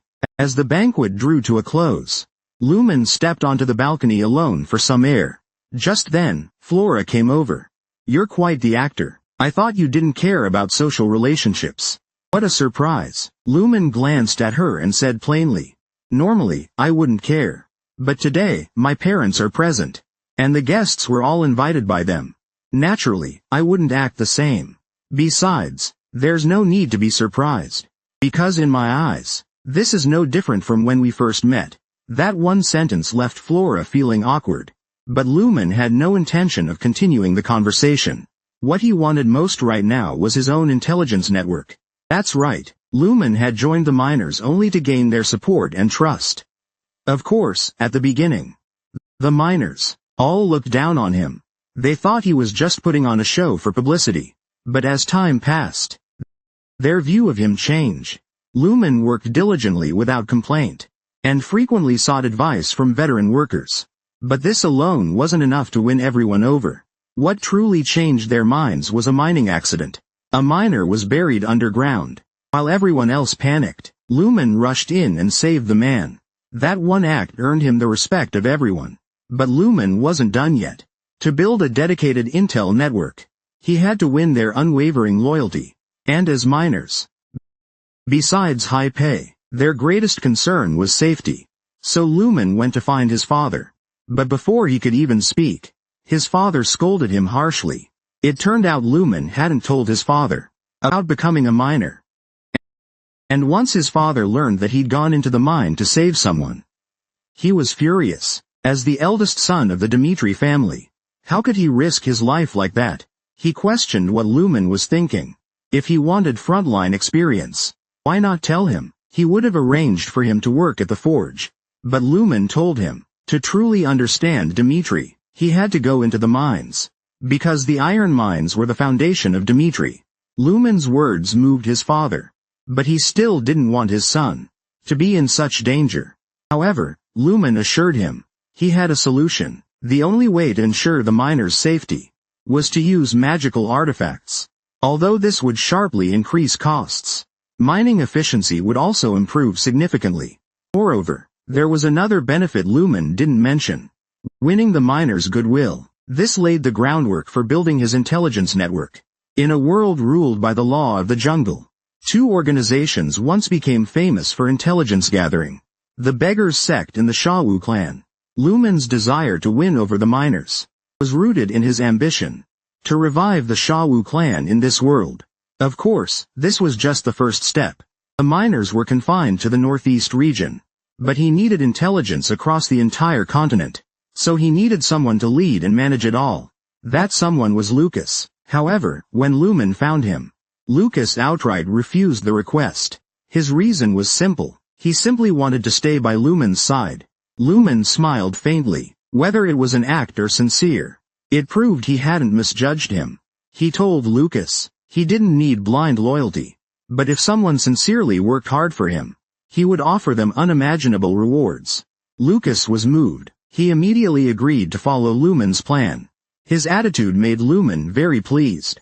He had originally intended for Lucas to lead Shawu clan, and now it seemed he had chosen the right man.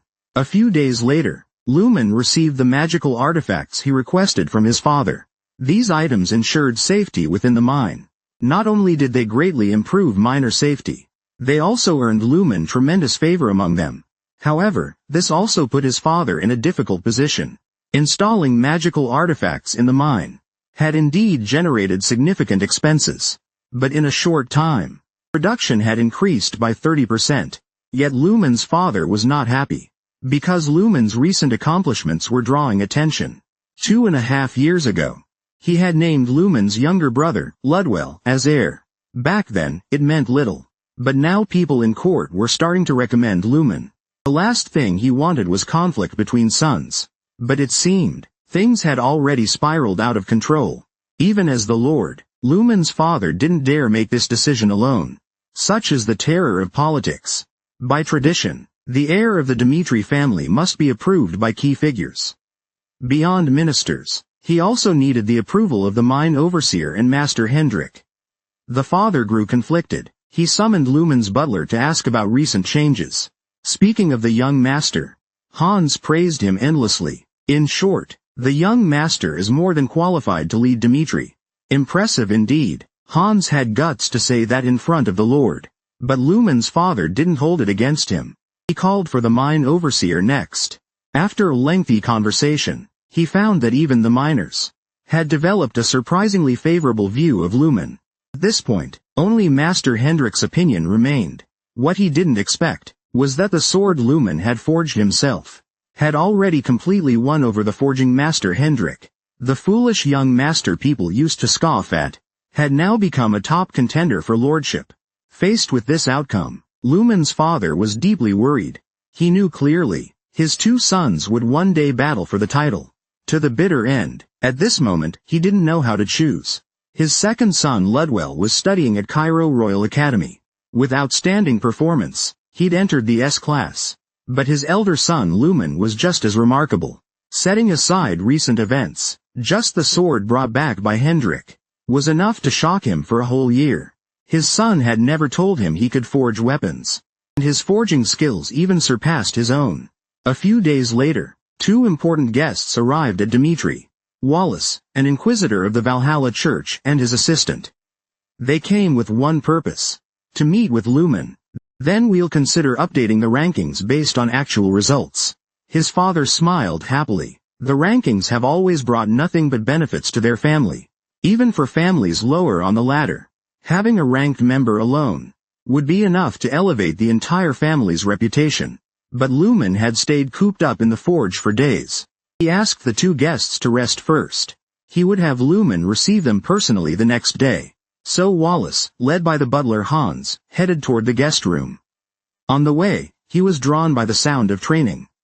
Curious, Wallace went to investigate. He was surprised to find that everyone there had chi power. That's right, the 30 men Lumen recruited had all been trained by him. They had fully mastered chi power. Even Kevin, who once worked in a shop, was now the big brother among the 30. His strength spoke for itself. No one dared question it. But Wallace was visibly shaken.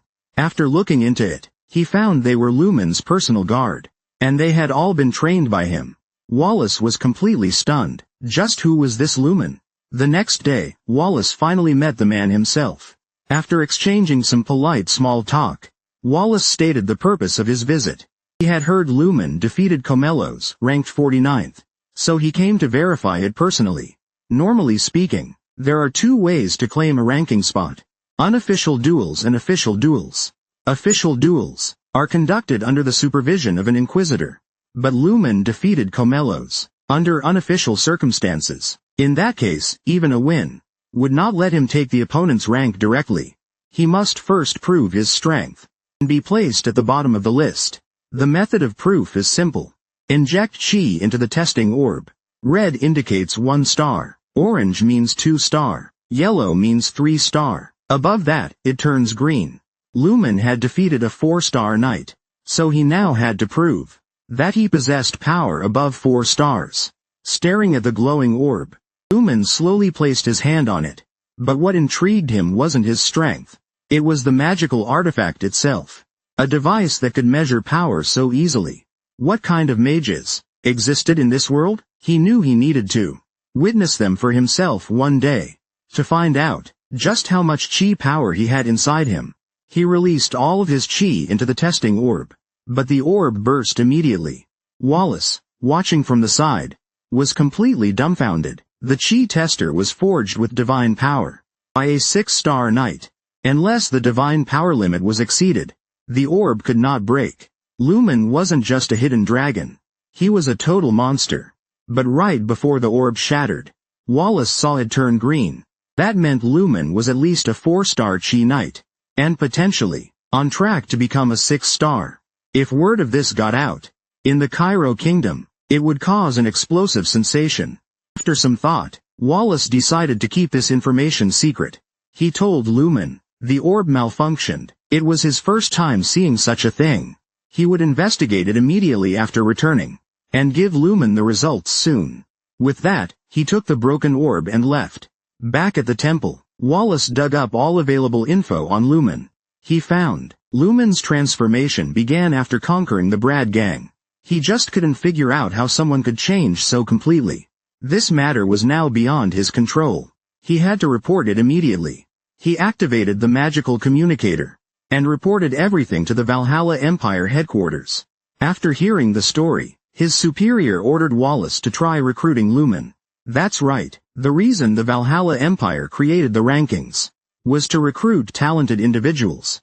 Talents from all nations view being ranked as an honor. So they flock to the list, eager to make their names. The Valhalla Empire then uses various methods to recruit those on the rankings. After receiving clear orders from his superior, Wallace stated he would tell Lumen the tester malfunctioned, and that his power was only at 3-star, not 4. They would place him unofficially at the 100th spot on the rankings. He believed that in a small place like Cairo, this news would cause a huge stir. Sure enough, the next day, as soon as Wallace announced the news, the Chronos Empire and the Valhalla Empire were immediately alerted. Meanwhile, in the capital of Cairo, Marquis Benny received the news with a grave face. Lumen is a talent of Cairo. How could they allow another country to steal him? If anyone's going to steal him, it should be someone from within their own country first. Exactly. The current Cairo kingdom is split into 4 factions. The royalists who follow the king, the noble faction centered around Marquis Benny, and 2 other factions, one aligned with the Chronos Empire, the other with the Valhalla Empire.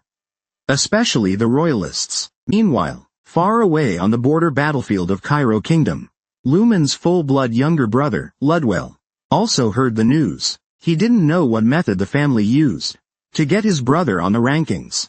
He simply couldn't believe that a fool who couldn't even care for himself could make it onto the rankings.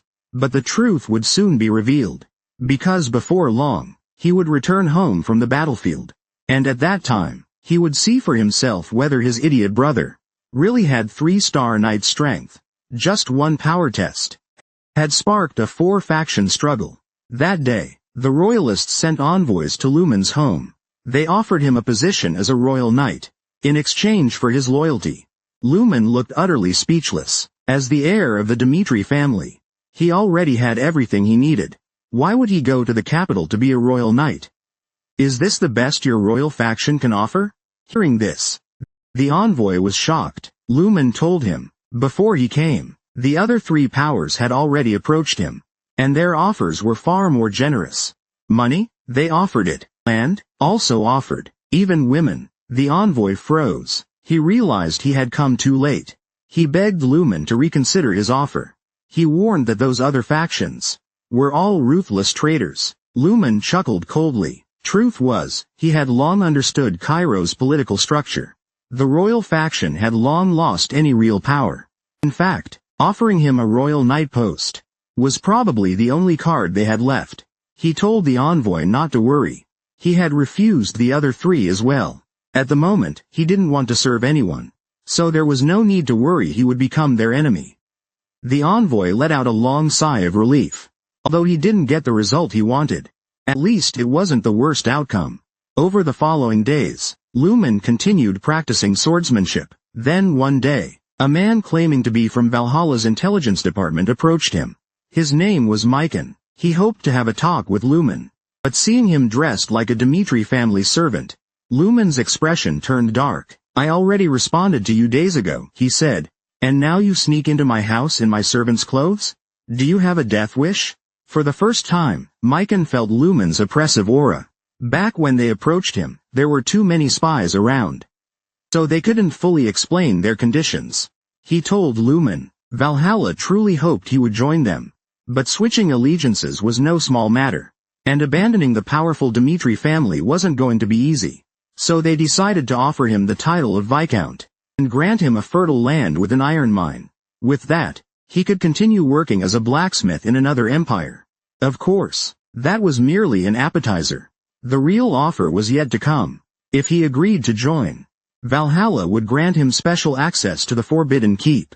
where all the past master's techniques and sword skills were stored. Honestly, it was an incredibly tempting offer. But Lumen still refused. He told Mikan, it wasn't that the offer wasn't good enough. Nor was it about loyalty.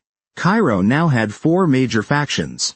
Whichever faction got him would change the entire balance. To Lumen, it was a major crossroad. He didn't want to make a choice based on a few verbal promises. He wanted time to see who truly deserved his loyalty. Mikan hadn't expected Lumen's refusal to be so firm. Before leaving, he told Lumen Valhalla would give him time to evaluate, but not too much time. Also, for the sake of future ties, he gave Lumen a free gift. Information on the Southern Front. That place was practically a ticking time bomb. A few days later, Lumen donned his armor and bid his family farewell. It was the day he departed for the battlefield. And the place he was heading was the very Southern Front Mikan warned him about. This protagonist is insane. All he did was test his power level once. And he blew up the orb. His godlike talent instantly drew attention from all 4 factions. But Lumen only wanted to head to the battlefield. To win him over, Marquis Benny, leader of the noble faction, pulled strings to send him to the Southern Front. And even wrote to him, saying it was the safest place. But the intel Lumen got from Valhalla's agents said otherwise. Mikan had told him, the Southern Front was a powder keg. Who was telling the truth? Only Lumen could find out for himself. But before he even arrived, Lumen ran into some trouble from a cocky punk. The guy claimed to be from the Albert family, and told Lumen to get his trashy men out of the inn. He had booked the whole place. Seriously? Acting like he owned it? Totally delusional. Lumen drew his weapon and declared, if he wanted him gone, he should try to block his arrow first. The punk got mad. He was just about to charge. But his henchman recognized who Lumen was. He quickly held his master back to stop him. When he heard it was the newly ranked Lord Lumen himself, the punk looked like he'd swallowed poop. No joke. Everyone knew Lumen had killed the son of Lord Baroque right in front of him. He was a certified devil. And I just pissed him off? Cold sweat poured down his back. The punk mumbled something about needing to pick up laundry, then ran off. Lumen was speechless. Was this what the Southern Front was really like?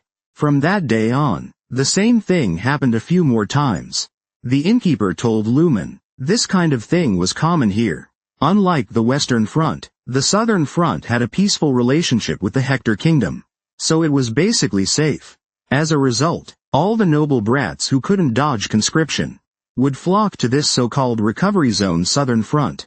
Training was easy here, and there was no real danger. That said, after carefully checking the maps, Lumen realized it wasn't that simple. 48 days ago, Hectorian scouts had crossed the border. And it happened 3 more times after that. They couldn't confirm war was imminent. But based on what they had, it was clear the Southern Front wasn't completely safe.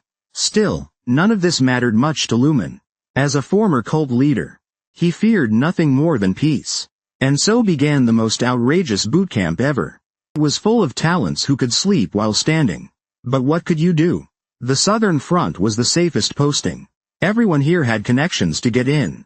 And the training here wasn't for new recruits' bodies. It was to practice dealing with people. Right after the opening ceremony, a guard ran up to find Lumen. The commander wanted to meet him. When he arrived at the commander's office, he was warmly welcomed. The commander even brewed him coffee. Apparently, he'd heard Lumen had ties to Marquis Benny, and was sent by him. So he hoped that once training was over, Lumen could put in a good word for him.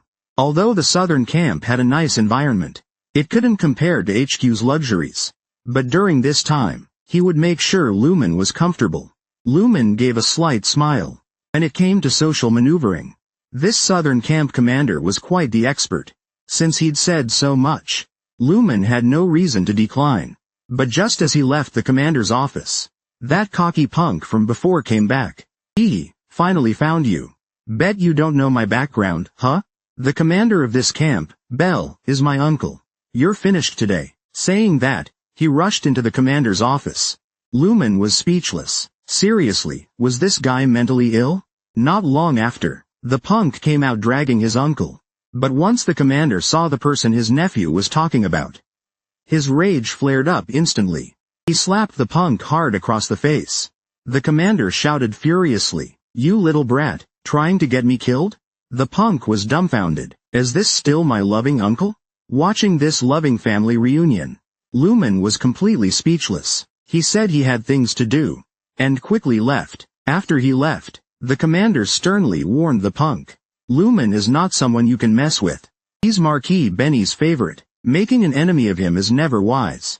He hoped the punk would finally grow up. If anything went wrong, not even his uncle could help. At that moment, an idea suddenly struck the commander. Since today's mess might have left a bad impression on Lumen, for future training, you'll be paired with Lumen. You must get close to him. Otherwise I'll send you to the Western Front. Hearing this, the punk froze completely. This is pure punishment. It was the first day of training for new recruits at the Southern Front. But the young nobles were just chatting lazily under the trees. As a military priest, Make saw it all but was powerless. He had once been a veteran of many battles, even served as a commander. But a single mistake had cost him everything. In that war, Make lost his left hand, and his life as a warrior ended with it. In recognition of his service, he was assigned as chief trainer at the Southern Front. But when he got here, he found the training system a total mess. Noble heirs sent their own guards to train. They themselves just partied. Worst of all, he couldn't control them. Eventually, he gave up trying. Life was easier that way. But he didn't know what the point of it all was. But Lumen's arrival changed his mind. His troops stood in perfect formation, with their commander at the lead. To be honest, he hadn't seen such a sight in over 2 years. He kindly told Lumen he didn't have to overdo it. Here at the Southern Front, nobles weren't forced to participate in training. He could just do like the others. Sit in the shade and watch his soldiers train. Lumen glanced at the trash under the tree. As their commander, I should train with them. Moreover, through this training, I felt it necessary to assess the soldiers' capabilities. I also saw it as a chance to share my experience with them. Lumen's words deeply moved Mike. To be honest, this was the first noble he'd ever seen take part in training. His battle instincts awakened in that moment. He stepped onto the platform, and loudly announced, "The first week of training is about to begin. All nobles must participate." And so, a grueling physical training course began amidst the nobles' complaints. Although the intensity increased by the day, Lumen's soldiers gritted their teeth and pushed through. But even so, the others only mocked the Ghostgate disciples. In their eyes, the lowborn were only good for menial tasks like this. As others quietly mocked Lumen, Spicy Egg fell into deep thought. He really couldn't understand how someone like Lumen, who didn't enjoy chatting or sex, could be approached normally. Yet his uncle gave him this task. If he couldn't handle even this, then he'd rather be a failure. Meanwhile, in the kingdom of Hector, a subordinate was reporting to the king. Over the past year, they had launched attacks on Cairo Kingdom from 48 locations. Eventually, they found a weak spot. The southern front line filled with noble youths. These young nobles took 2.5 weeks of recruit training, and now had to face real war on their first deployment. Chief Instructor Mike was grateful for Lumen's tough training. Thanks to him, he'd rediscovered his own purpose. He gave Lumen a map of the southern front as a token of thanks, hoping he'd safely retire. In truth, there was something he didn't say. He wanted to follow someone like Lumen, but having lost his left hand, he couldn't even fly a plane, let alone be of any use. Mike left, feeling ashamed. Looking at the map in his hand, Lumen smiled faintly. Though Lucas had already gathered this intel in advance, he still respected the man's kind gesture. Meanwhile, at the first defense line on the southern front, the guards suddenly spotted a large force approaching from afar. They were engineering units from the kingdom of Hector. Elsewhere, Lumen had already brought his men to the reserve squad at the 5th defense line. At this moment, Spicy Egg was trailing Lumen like a little duckling. His uncle had deliberately grouped him with Lumen, in hopes they'd build rapport. But Spicy Egg still hadn't figured out how to start talking. When the enemy attack alarm sounded from camp, the kingdom of Hector had officially declared war on Cairo. By now, the 5th line's gates had been breached. Though the 1st line was hit first, the true crisis was at the 5th line. once known as a paradise for nobles. Its overseer, Baron Bruce, only knew how to line his pockets. It was arguably the easiest position to breach. Standing on the wall, Bruce was in full panic. He yelled for soldiers to hold their ground, but turned and fled himself. Meanwhile, Lumen, upon hearing the alert, led his men toward the fifth line. Based on intel from Lucas, the Southern Front's forces were vastly inferior, their weapons outdated, and their mindset backward. They had no real combat strength. Worse yet, the reserve camp was still 2.5 hours from the fifth line. He had to hurry, or the fifth line would fall. But halfway there, he ran into the fleeing commander Bruce. Bruce ordered Lumen to forget the fifth line, and escort him out immediately. Lumen asked why he hadn't brought reinforcements. Bruce exploded on the spot. "How dare you? You're just a reserve soldier. How dare you speak to me like that?" Lumen's eyes turned cold. "Then I don't need your answer," he said, grabbing Bruce by the throat. "You abandoned your soldiers and fled alone. According to military law, you know what I must do." Bruce's face turned to horror. But before he could make excuses, "Retrieve the accessories," Lumen looked into the distance and said calmly, "Pick up the pace. We must reach the fifth line within an hour. One man, one arrow, one kumba." Making the enemy scream, "Gaw gaw." After executing the fifth line's commander, Lumen led his 30 personal guards straight into battle. They arrived just in time to relieve Vice Commander Stephen, who was fiercely holding the line. As for Stephen's background, Lucas had already compiled a full report for Lumen. Lucas's assessment was, Stephen was the only one at the fifth line worth utilizing.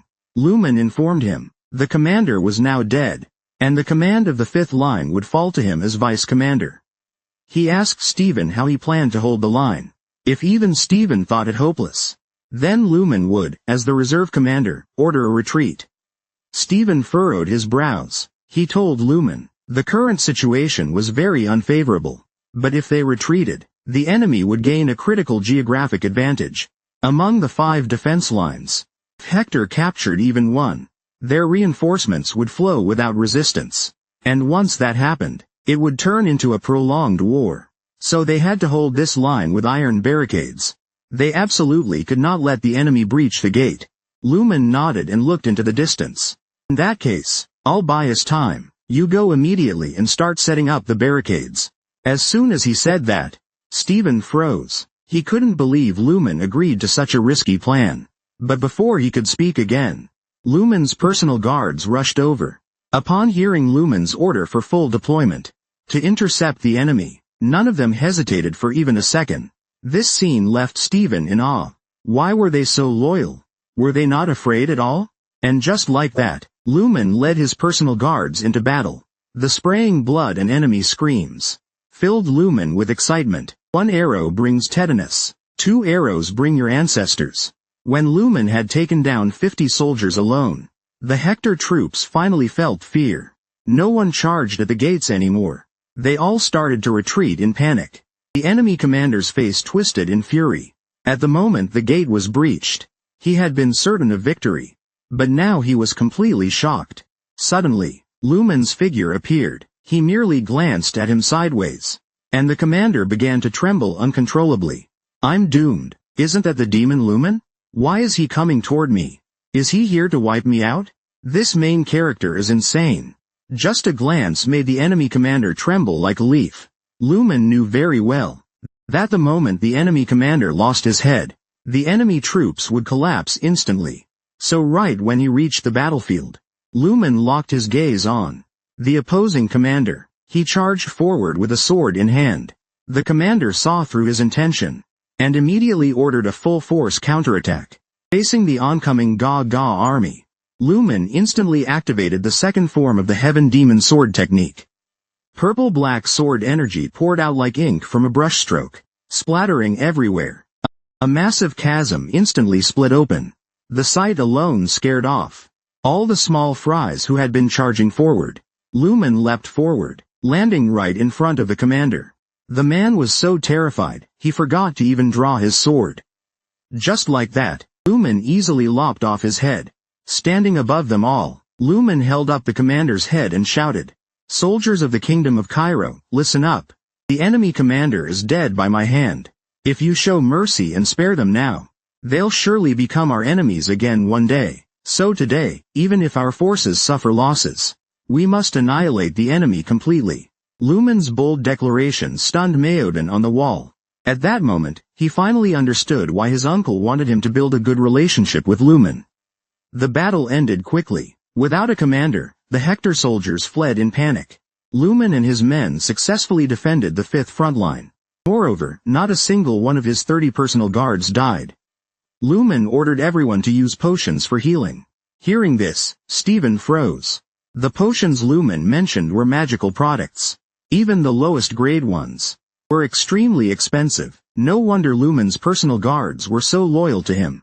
It seemed they had found a leader worth following wholeheartedly. At that moment, even Stephen felt a faint desire to follow Lumen.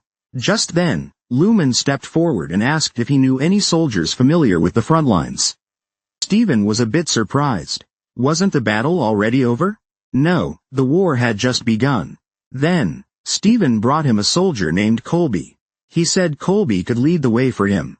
Lumen asked how he could quickly reach the enemy's rear positions. Colby pointed out a small path. Lumen immediately said it would take 2.5 hours. Too slow. Colby was stunned. How did he know the travel time? Could it be that he was already familiar with the southern front line? He asked Lumen, since he knew the way. Why bother finding a guide?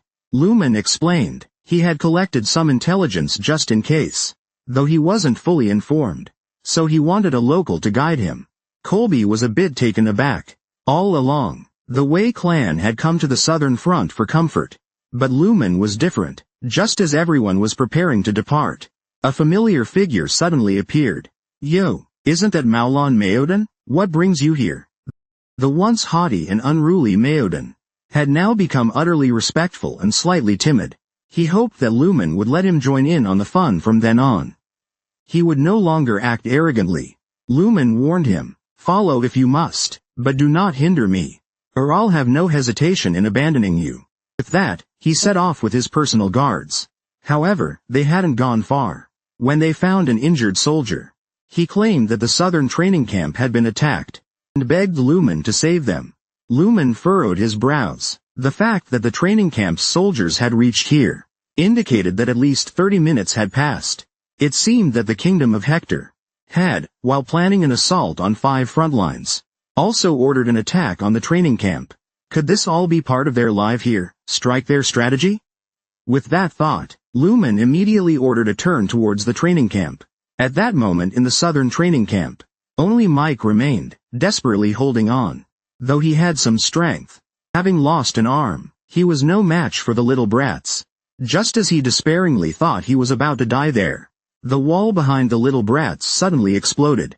Lumen emerged slowly, but this time, Lumen did not kill ruthlessly. Instead, he subdued several opponents using a martial arts acupuncture technique. After accounting for the battlefield, Chris reported to him that only 5 survivors remained from the southern training camp. Commander Burrs sustained injuries in the fight with the enemy, and fled into the mountains. At the scene, they had only captured 12 enemies. After attacking the training camp, the others had left. As for any other information, none of the 12 captured enemies spoke a word. Lumen instructed Chris to guard the door. He wanted to see just how stubborn these 12 would be. Upon reaching the cell, Lumen coolly stated that he was giving them only 3 minutes to answer his questions. If they answered, they could die painlessly. Otherwise, he wouldn't hesitate to inflict torture. As for Lumen's words, the little brats still chose to remain defiant. Some even showed disdain. 3 minutes quickly passed. Since no one answered, don't blame me then. Lumen pressed a point on one of the brats. The target let out a pig-like howl. Lumen spoke calmly. I call this technique the tendon displacement hand. Your muscles and tendons will shift out of place, and you will slowly die in agony. I know you've undergone torture training, but this sensation, I bet, you have never experienced before. Seeing their comrades' pained expression, one brat panicked. You think this will get you anything? Even if I reveal the plan, it will be too late for you. As soon as he said that, Lumen suddenly gave a sinister smile. That's exactly what I was waiting for. I never expected you to tell the truth. I was just curious about your reactions. Looks like my earlier suspicions were correct. Your real target is the rear position. Since my guess was confirmed, it's time to send you all on your way. Half a year ago, he was just a fool despised by all. Now, he had transformed into a ruthless man, swift and decisive. After executing the 12 prisoners, Uman learned from Mike that the southern training camp was scouted 2.5 hours ago. Those enemies were all in light gear. Their commander had multiple scars on his face. Combining these clues, Lumen deduced they were an interception force from Hector Kingdom. Their leader was also a ruthless figure, who wore battlefield scars as medals of honor. Mike couldn't understand why they attacked the southern training camp. Shouldn't they have captured strategic heights to attack the front line? Yet they moved to the rear instead, and chose to attack here. Uman explained to him that the southern training camp was the only military post on the way to the rear positions, so they had no choice. The attack on the front line was just a distraction. Their true goal was the teleportation gate at the rear. Yes, the teleportation gate was crucial strategic magic equipment. Exactly. Hector Kingdom was very confident in this war, so they must capture the teleportation gate at all costs. Shouldn't we rush to support the rear now? No, it's too late. Lumen told Mike that the interception team had left the southern camp an hour and a half ago. Judging by the timing, they had already taken over the teleportation gate, and until now, no support requests had come from the rear base. Now enemies were at the front line, and at the rear too, including themselves. All forces at the southern front line were surrounded. In short, they now had to seek survival without any reinforcements. Meanwhile, the interception force that captured the gate opened a passage to Hector Kingdom. For this operation, they had planned for an entire year. During that year, they conducted 48 reconnaissance missions at the southern front line, and dug tunnels through spies at the rear base. As the gate lit up, a man with jet black and red hair stepped through. Everyone respectfully knelt down. He was the prince of Hector Kingdom, and the mastermind behind this war, Edwin. But he didn't know yet that a variable had emerged in his perfect plan. The eldest son of Dmitri family, Lumen. Meanwhile, Lumen sent a magic communication to the first frontline commander. He clearly explained Hector's full plan, and urged them to abandon the front line quickly, and lead the troops into the mountains. However, the commander remained defiant. Having guarded the city for years, how could he take orders from a young reserve brat? He impatiently responded, saying he had his own judgment. He didn't need Lumen's concern. Lumen said no more. He simply hung up the communication. In that case, apart from the 5th front line, the rest would have to be abandoned. Previously, he was the commander of the 1st defensive line under the deputy governor of Zundu. Now he was like a pot of boiling karamis. In just 4 hours, they were surrounded from front and back. Even if reinforcements were dispatched from the nearest point of the southern front now, it would still take at least half a month. The commander forced himself to calm down. Now they had to hold the city and wait for reinforcements. But just as he was boosting morale, a violent explosion suddenly came from the city wall. He looked closely, and saw it was a magic weapon flare bomb. As fireballs fell one after another, the commander finally recalled Lumen's warning. But it was already too late. The first defensive line fell. Edwin slowly walked into the city. He ordered his men to capture the resisting soldiers as leverage for negotiating with the Kingdom of Cairo. Although his plan had been running perfectly from the start, he couldn't shake off a sense of foreboding. And just then, his subordinate rushed in to report that the commander of the 5th defensive line had died on the battlefield.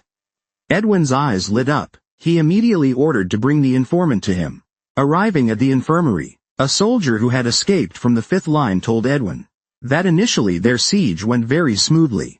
But later, a demon appeared on the other side. 1 kill took 10 lives. 10 kills took 100.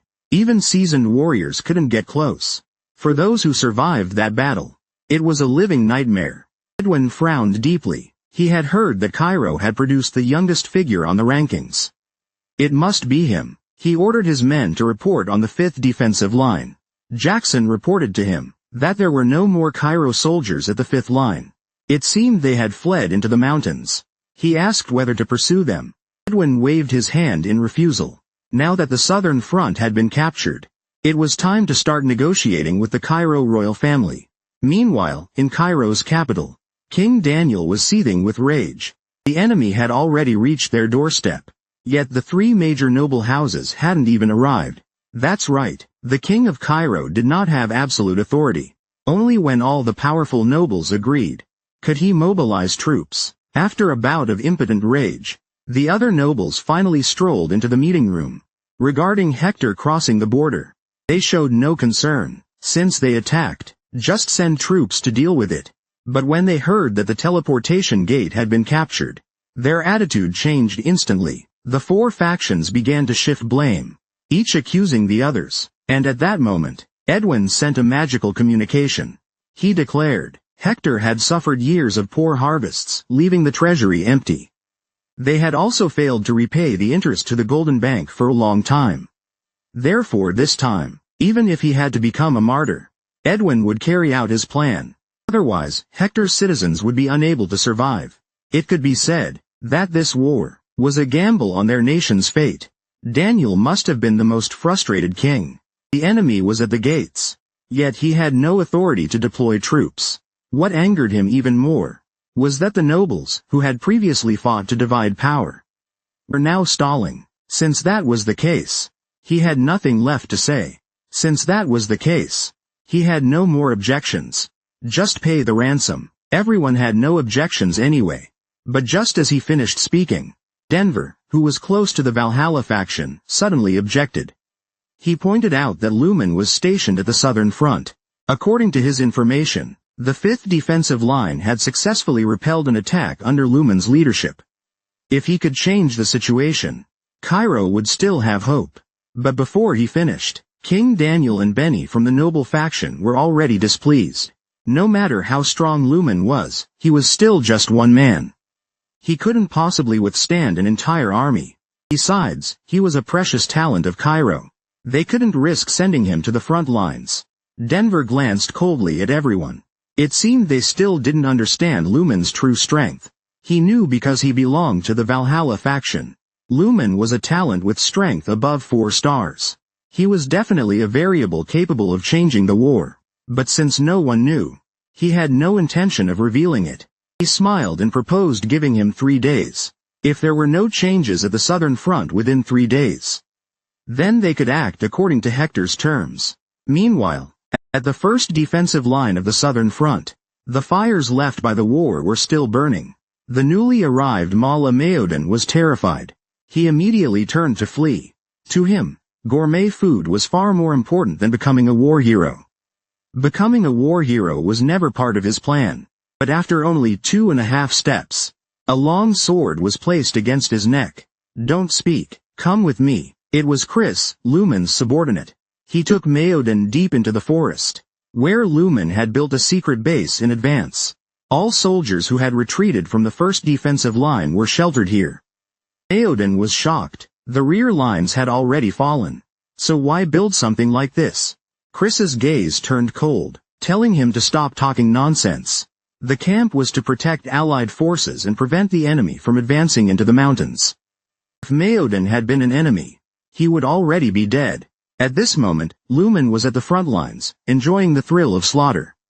Although Hector had captured the first defensive line, he had sent out 3 squads to mop up Cairo's remnants. Unfortunately, they all became victims of Lumen's sword. The deputy of the first line, Brandt, was rescued. He asked Lumen what the next step would be. Even though he knew Lumen was an extraordinary swordsman, he believed one man alone couldn't turn the tide of a war. Lumen told him that it wasn't that simple. Though Hector had seized the southern front, he hadn't advanced further, showing they lacked the strength for sustained warfare. Their purpose in starting this war was to solve an economic crisis. Unfortunately, they hadn't factored in Lumen. Since they dared to gamble their nation's fate, Lumen would make them understand the price. This was a magical artifact known as an engineering tool. With its help, Hector quickly breached the second defensive line's walls. This was all within Edwin's expectations. The only variables were the failure at the 5th line, and the sudden appearance of Lumen. According to fleeing soldiers, his strength was beyond imagination. Even Edwin wasn't sure if he could defeat him with his army. While Edwin was contemplating this, his subordinate rushed in, reporting that the 3 squads sent to clear the first line had lost contact. Edwin's heart skipped a beat. No wonder he had felt uneasy earlier. It was all because of Lumen. It seemed Lumen had arrived at the first line. Returning to the camp, Edwin grew more uneasy. Jackson noticed his master's worry, and said Lumen was just a minor variable. Overthinking would jeopardize the overall operation. Right now, the priority wasn't Lumen, but capturing other strongholds. However, Edwin firmly disagreed. He believed the top priority was to capture the rat who ruined the plan. He ordered all troops to abandon the assault on the second line and focus on hunting Lumen. At night, all forces gathered at the foot of the mountains near the first line. Jackson didn't fully understand his master's obsession with one man, but he trusted there was a reason. With Edwin's order, the soldiers began a carpet search of the entire mountain. But what they didn't know was that under the night, Lumen was the real demon. At this moment, the captain of the 3rd squad was unaware. When suddenly his men started disappearing. Realizing something was wrong, he drew his whistle. But before he could blow it, Lumen had already slit his throat.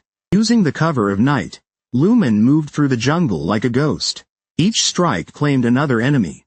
The long-lost sensation thrilled him. As more comrades vanished, the soldiers searching the mountains began to panic. But they didn't realize that Lumen had mastered the Dark King's martial arts in his previous life. A technique using darkness to perform assassinations. He had once slain 38 experts with it. He was known as the Ghost Shadow. Now that these people dared to climb the mountain in the dark night, Lumen would make sure they never returned. This protagonist is truly amazing. Just by himself, he shattered the enemy forces. Using the night as cover, Lumen harvested the enemy like a ghost. His ghostly actions made the soldiers think they had encountered a spirit. Thompson from the Hector Knights reported this in terror to Edwin. Hearing the report, Edwin frowned. Thompson was a knight of chi perception. Compared to normal people, he had much sharper senses. Yet even he couldn't detect the attacker. Edwin was certain it wasn't magic. Though there were dark spells that could render one invisible, all magic required time to recharge, and couldn't be used continuously. He told Thompson to hold his ground, and that reinforcements were on the way. Thompson trusted his lie, but his companions continued to fall one after another. As he sank into despair, Lumen slowly emerged from the darkness. Hey, you really thought that spotting the enemy hiding in the dark would allow you to defeat him? You're too naive. Did you really think that just by seeing me, you could easily subdue me? Lumen's mocking voice filled Thompson with rage. He roared and charged, but with just one move, he was struck down. Though gravely injured, he still shouted his teammates' names, hoping they would come to his aid. Looking at the roaring Thompson on the ground, Lumen spoke coldly. Stop shouting. It's useless. I've used divine power to isolate the sound. The soldiers can't hear you. Lumen then shot Thompson with an arrow in the back, then picked up his communicator. On the other end, you must be listening. I know what you are planning. Your country is facing an unprecedented famine, which is why you rushed to launch an attack on the southern front, trying to solve your economic crisis through war. But now the problem is, I have uncovered your plan. Give it up. If you continue fighting, you won't last 3 months. Hearing this, Edwin's face grew grave. After a moment, he responded to Lumen. You're absolutely right. To escape our predicament, we had no choice but to make this decision. This war concerns the fate of our entire kingdom. Even if we have to pave our way with the bodies of our comrades, we will not retreat. Please convey this to the royal family of Cairo. If we gain nothing, I will cover this land with corpses, turning it into a land of death. Remember my name. I am Edwin, Prince of Hector. To save my people, I will do anything. Lumen's eyes grew cold. He had heard that name countless times. Unlike his incompetent father, Edwin was the true core of the kingdom, recognized as a genius, but he dared to threaten him. Lumen raised his sword, and ruthlessly stabbed it into Thompson lying on the ground. Thompson's miserable scream echoed through the communicator to Edwin. What are you doing? Hey, I just cut off his jewels. Then you might as well have killed him. Even if he's the enemy, why torture him like that? Hey, such emotional reactions I have no interest in Hector's excuses. If you dare threaten me, then you have no right to ask for mercy. So I advise you not to fall into my hands. I will leave no survivors. From now on, even if you choose to surrender and retreat, I will hunt you to the ends of the earth and personally execute you. And remember my name. I am Lumen Dimitri. If you choose to fight to the death, it won't be long before we meet face to face. The moment Edwin issued the threat, this war was destined to be a fight to the death. He hung up the magic communication. Lumen was in no rush for revenge. Instead, he used branches and stones to demonstrate divine power to his personal troops. He also taught them a martial arts secret manual from his previous life. An array formation. With the array's blessing, Lumen's men became like ghosts, terrifying the enemy troops, especially Chris. After the Battle of the Warriors, he had already become a new man. The swordsmanship once belonging to the top 10 martial artists also re-emerged with great might through him. Besides him, there was also Kevin, known as the Monster.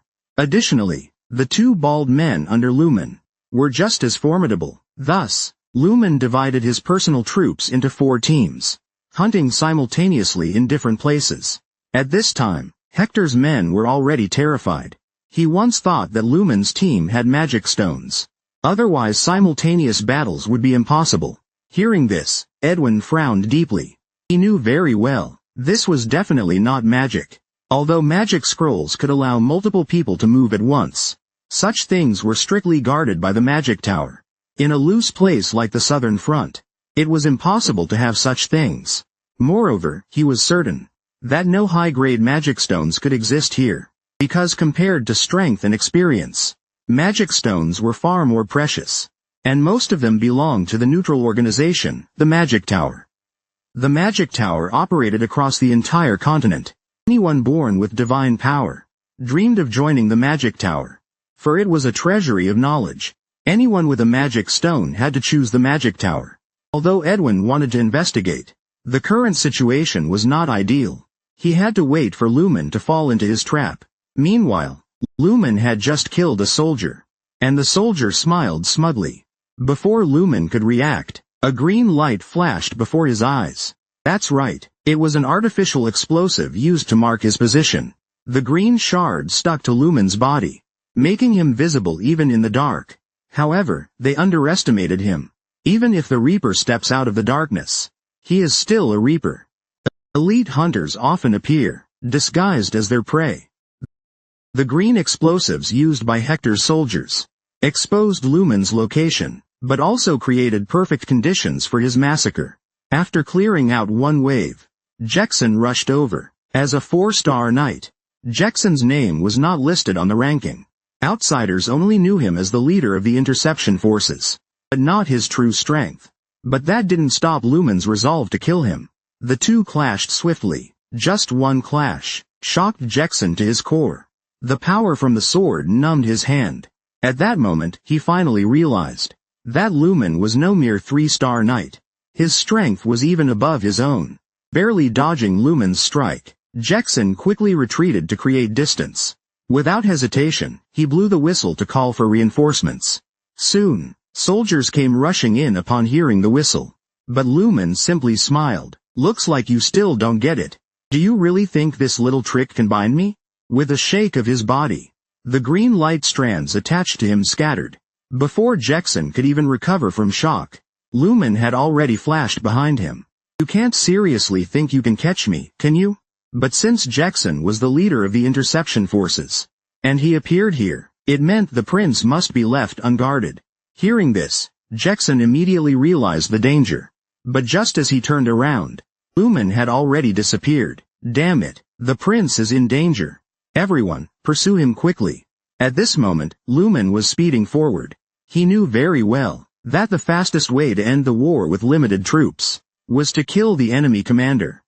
If he could locate the divine power used by Edwin's communicator, he would be able to find him. Very soon, Lumen found the main camp at the foot of the mountain. He swiftly took out the guards. Lumen charged straight toward Edwin's tent. But when Edwin saw Lumen, there was not a trace of surprise on his face. Lumen's heart tightened. The divine power inside Edwin was not what he expected. Could he be a mage? Exactly. Edwin's true identity was that of a mage. Blazing flames attacked Lumen. Binding magic erupted from the ground. But it couldn't stop Lumen's sword. Just as he broke free and charged at Edwin again, golden sword light suddenly slashed toward him. Don't you dare harm the prince. This surge of power made Lumen feel threatened. He stopped his attack and raised his sword to block. Looking closely, he saw it was Butler, the second-ranked 5-star knight. As expected, they had fully prepared to capture him. Edwin, you really are a master schemer. What an amazing protagonist. He was fighting against a 4-star mage and a 5-star knight alone. Edwin's blade sealing magic and Butler's sword light attacked Lumen almost at the same time. Facing this unavoidable crisis, Lumen gripped his longsword tightly. His pupils burst into dazzling purple light. The moment the two forces closed in, Lumen performed both a block and a horizontal slash. But Butler, as a close combat knight, didn't stop his assault. His iron sword, glowing with golden light, launched a second strike. At the critical moment, Lumen quickly withdrew his sword to block. But this hasty reaction was not enough to completely stop a 5-star knight's attack. Still, this feeling of standing at death's edge only made him feel incredibly excited. Butler looked at Lumen in shock. He hadn't expected him to withstand the combined attack of him and the prince. And he was only in his 20s. At this rate, by the time he reached his age, he would surely become a terrifying monster. Seeing Butler still stunned, Edwin shouted at him to attack again. But before he could finish speaking, Lumen had already charged in front of him. He unleashed the third form of the heavenly demon sword art. A terrifying sword energy blasted toward Edwin. At a critical moment, Butler quickly moved to shield Edwin. Lumen coughed up a mouthful of blood. No wonder he was a 5-star knight. He actually blocked my heavenly demon sword art. However, after using 2 sword techniques, Lumen's stamina was almost exhausted. He looked at Edwin coldly. Remember this well. If we meet again, don't expect to survive like today. After saying that, Lumen's figure disappeared into the darkness. At this moment, Edwin's face darkened. The entire legion had been played by a single man. Even with a 5-star knight's power, they still couldn't capture him. He almost lost his own life. All because of his own overconfidence. Edwin sank into deep self-blame. He held a cremation for the fallen soldiers, and publicly admitted his failure. His men couldn't bear it, and begged him to pull himself together. Seeing the determined looks in their eyes, Edwin regained his confidence. Just then, Jackson suddenly proposed a strategy that could change the tide of the war. To ally with the Chronos Empire, who were also enemies of the Cairo kingdom, repelling the army of an entire nation with their strength. Although Lumen didn't manage to kill Edwin, he made him feel the presence of death.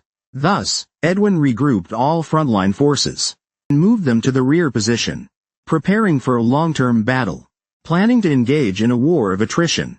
At this moment in the Cairo royal family, everyone was excited upon hearing the news of the enemy's retreat, except for Count Denver, who looked worried. If Lumen could achieve victory under such dire circumstances, he would surely become their most dangerous enemy in the future. Soon after, King Daniel connected to the front line via magic communication. But to everyone's surprise, the call was answered by Spicy Egg. Count Benny looked puzzled, and asked where Lumen had gone. Egg told him that Lord Lumen needed some personal space, and as the only noble present, he would report the situation at the front. In order to please Lumen, Egg not only recounted every detail of the battle, but also exaggerated and praised Lumen's bravery. Even some of Lumen's men couldn't bear listening anymore. After learning the detailed situation, Daniel decided to send more troops to the front to restore the empire's dignity. The 3 great noble families also responded, but each had their own plans. They were all thinking about how to recruit Lumen to their own factions after the war. After hanging up the magic communication, Egg handed a piece of jerky to Chris. Now that Lumen wasn't around, he wanted to build a good relationship with his subordinates. However, Chris wasn't buying it. He warned Egg that if he wanted recognition, he should improve himself. Instead of blindly flattering their lord, young Master Lumen needed hunting dogs that could catch rabbits, not lapdogs that only wagged their tongues. Egg was speechless. This guy was really stubborn. He turned around and handed the jerky to Kevin. "Hey, you're Kevin, right? Would you like some jerky?" Meanwhile, the commanders of the other front lines received orders to assist Lumen. Upon learning that Lumen had crushed Hector with fewer than 100 soldiers, Vasily, the commander of the third line, was greatly encouraged. He thought that if a young brat like Lumen could pull it off, he could do it too. Thus he copied Lumen's tactic and launched a surprise attack on Hector. But the result was that he didn't kill a single enemy, and even lost his own life.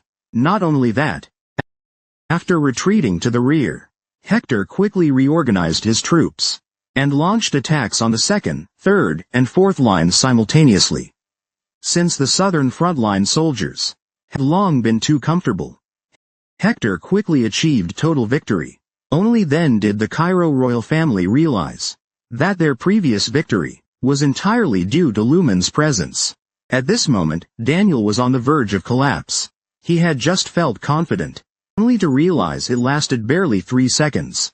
And now his biggest headache wasn't just the enemy, but something even worse. Look closely. Inside a cave shaped like a little phoenix, the continent's strongest man was cultivating.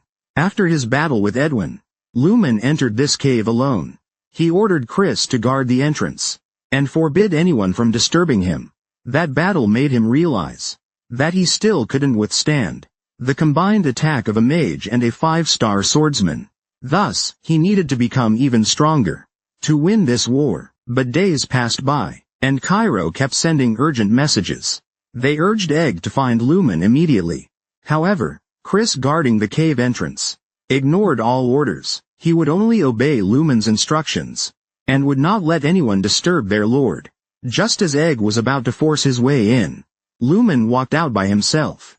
He then learned from Chris that the second front line had fallen. The third and fourth lines had also collapsed. Upon hearing this, Lumen immediately ordered his men to connect him to the royal family. When Daniel saw Lumen, he looked somewhat angry. He questioned what Lumen had been doing these past few days. Now that the front lines had fallen, did he not feel any urge to help? Lumen calmly replied that the victory against Hector had been mere luck. He had only leveraged the terrain to launch a counterattack. Even if he helped now, the fall of the other lines would have been inevitable. The kingdom of Hector had gone all out for this war, even involving a 5-star swordsman ranked second on the list. Moreover, he discovered that Edwin was a dark mage. It was well known that mages could exert absolute power on open plains. Hearing this, Daniel was almost dumbfounded. He had only learned such important information now. It was clear just how weak the strength of the entire Cairo kingdom really was. But the arrow was already on the string. Daniel stated that he had already dispatched reinforcements and hoped Lumen could hold out for a while. However, Lumen pointed out that they didn't have much time left. Even after Cairo's main forces arrived, they would have at most 3 days. During that time, they must capture the rear stronghold. Otherwise, Hector would surely ally with the Chronos Empire. Now, there was only one way to break this deadlock. They had to launch a full frontal assault against Hector's forces. Meanwhile, Edwin had already made contact with the representative of the Chronos Empire. A race against time was about to begin.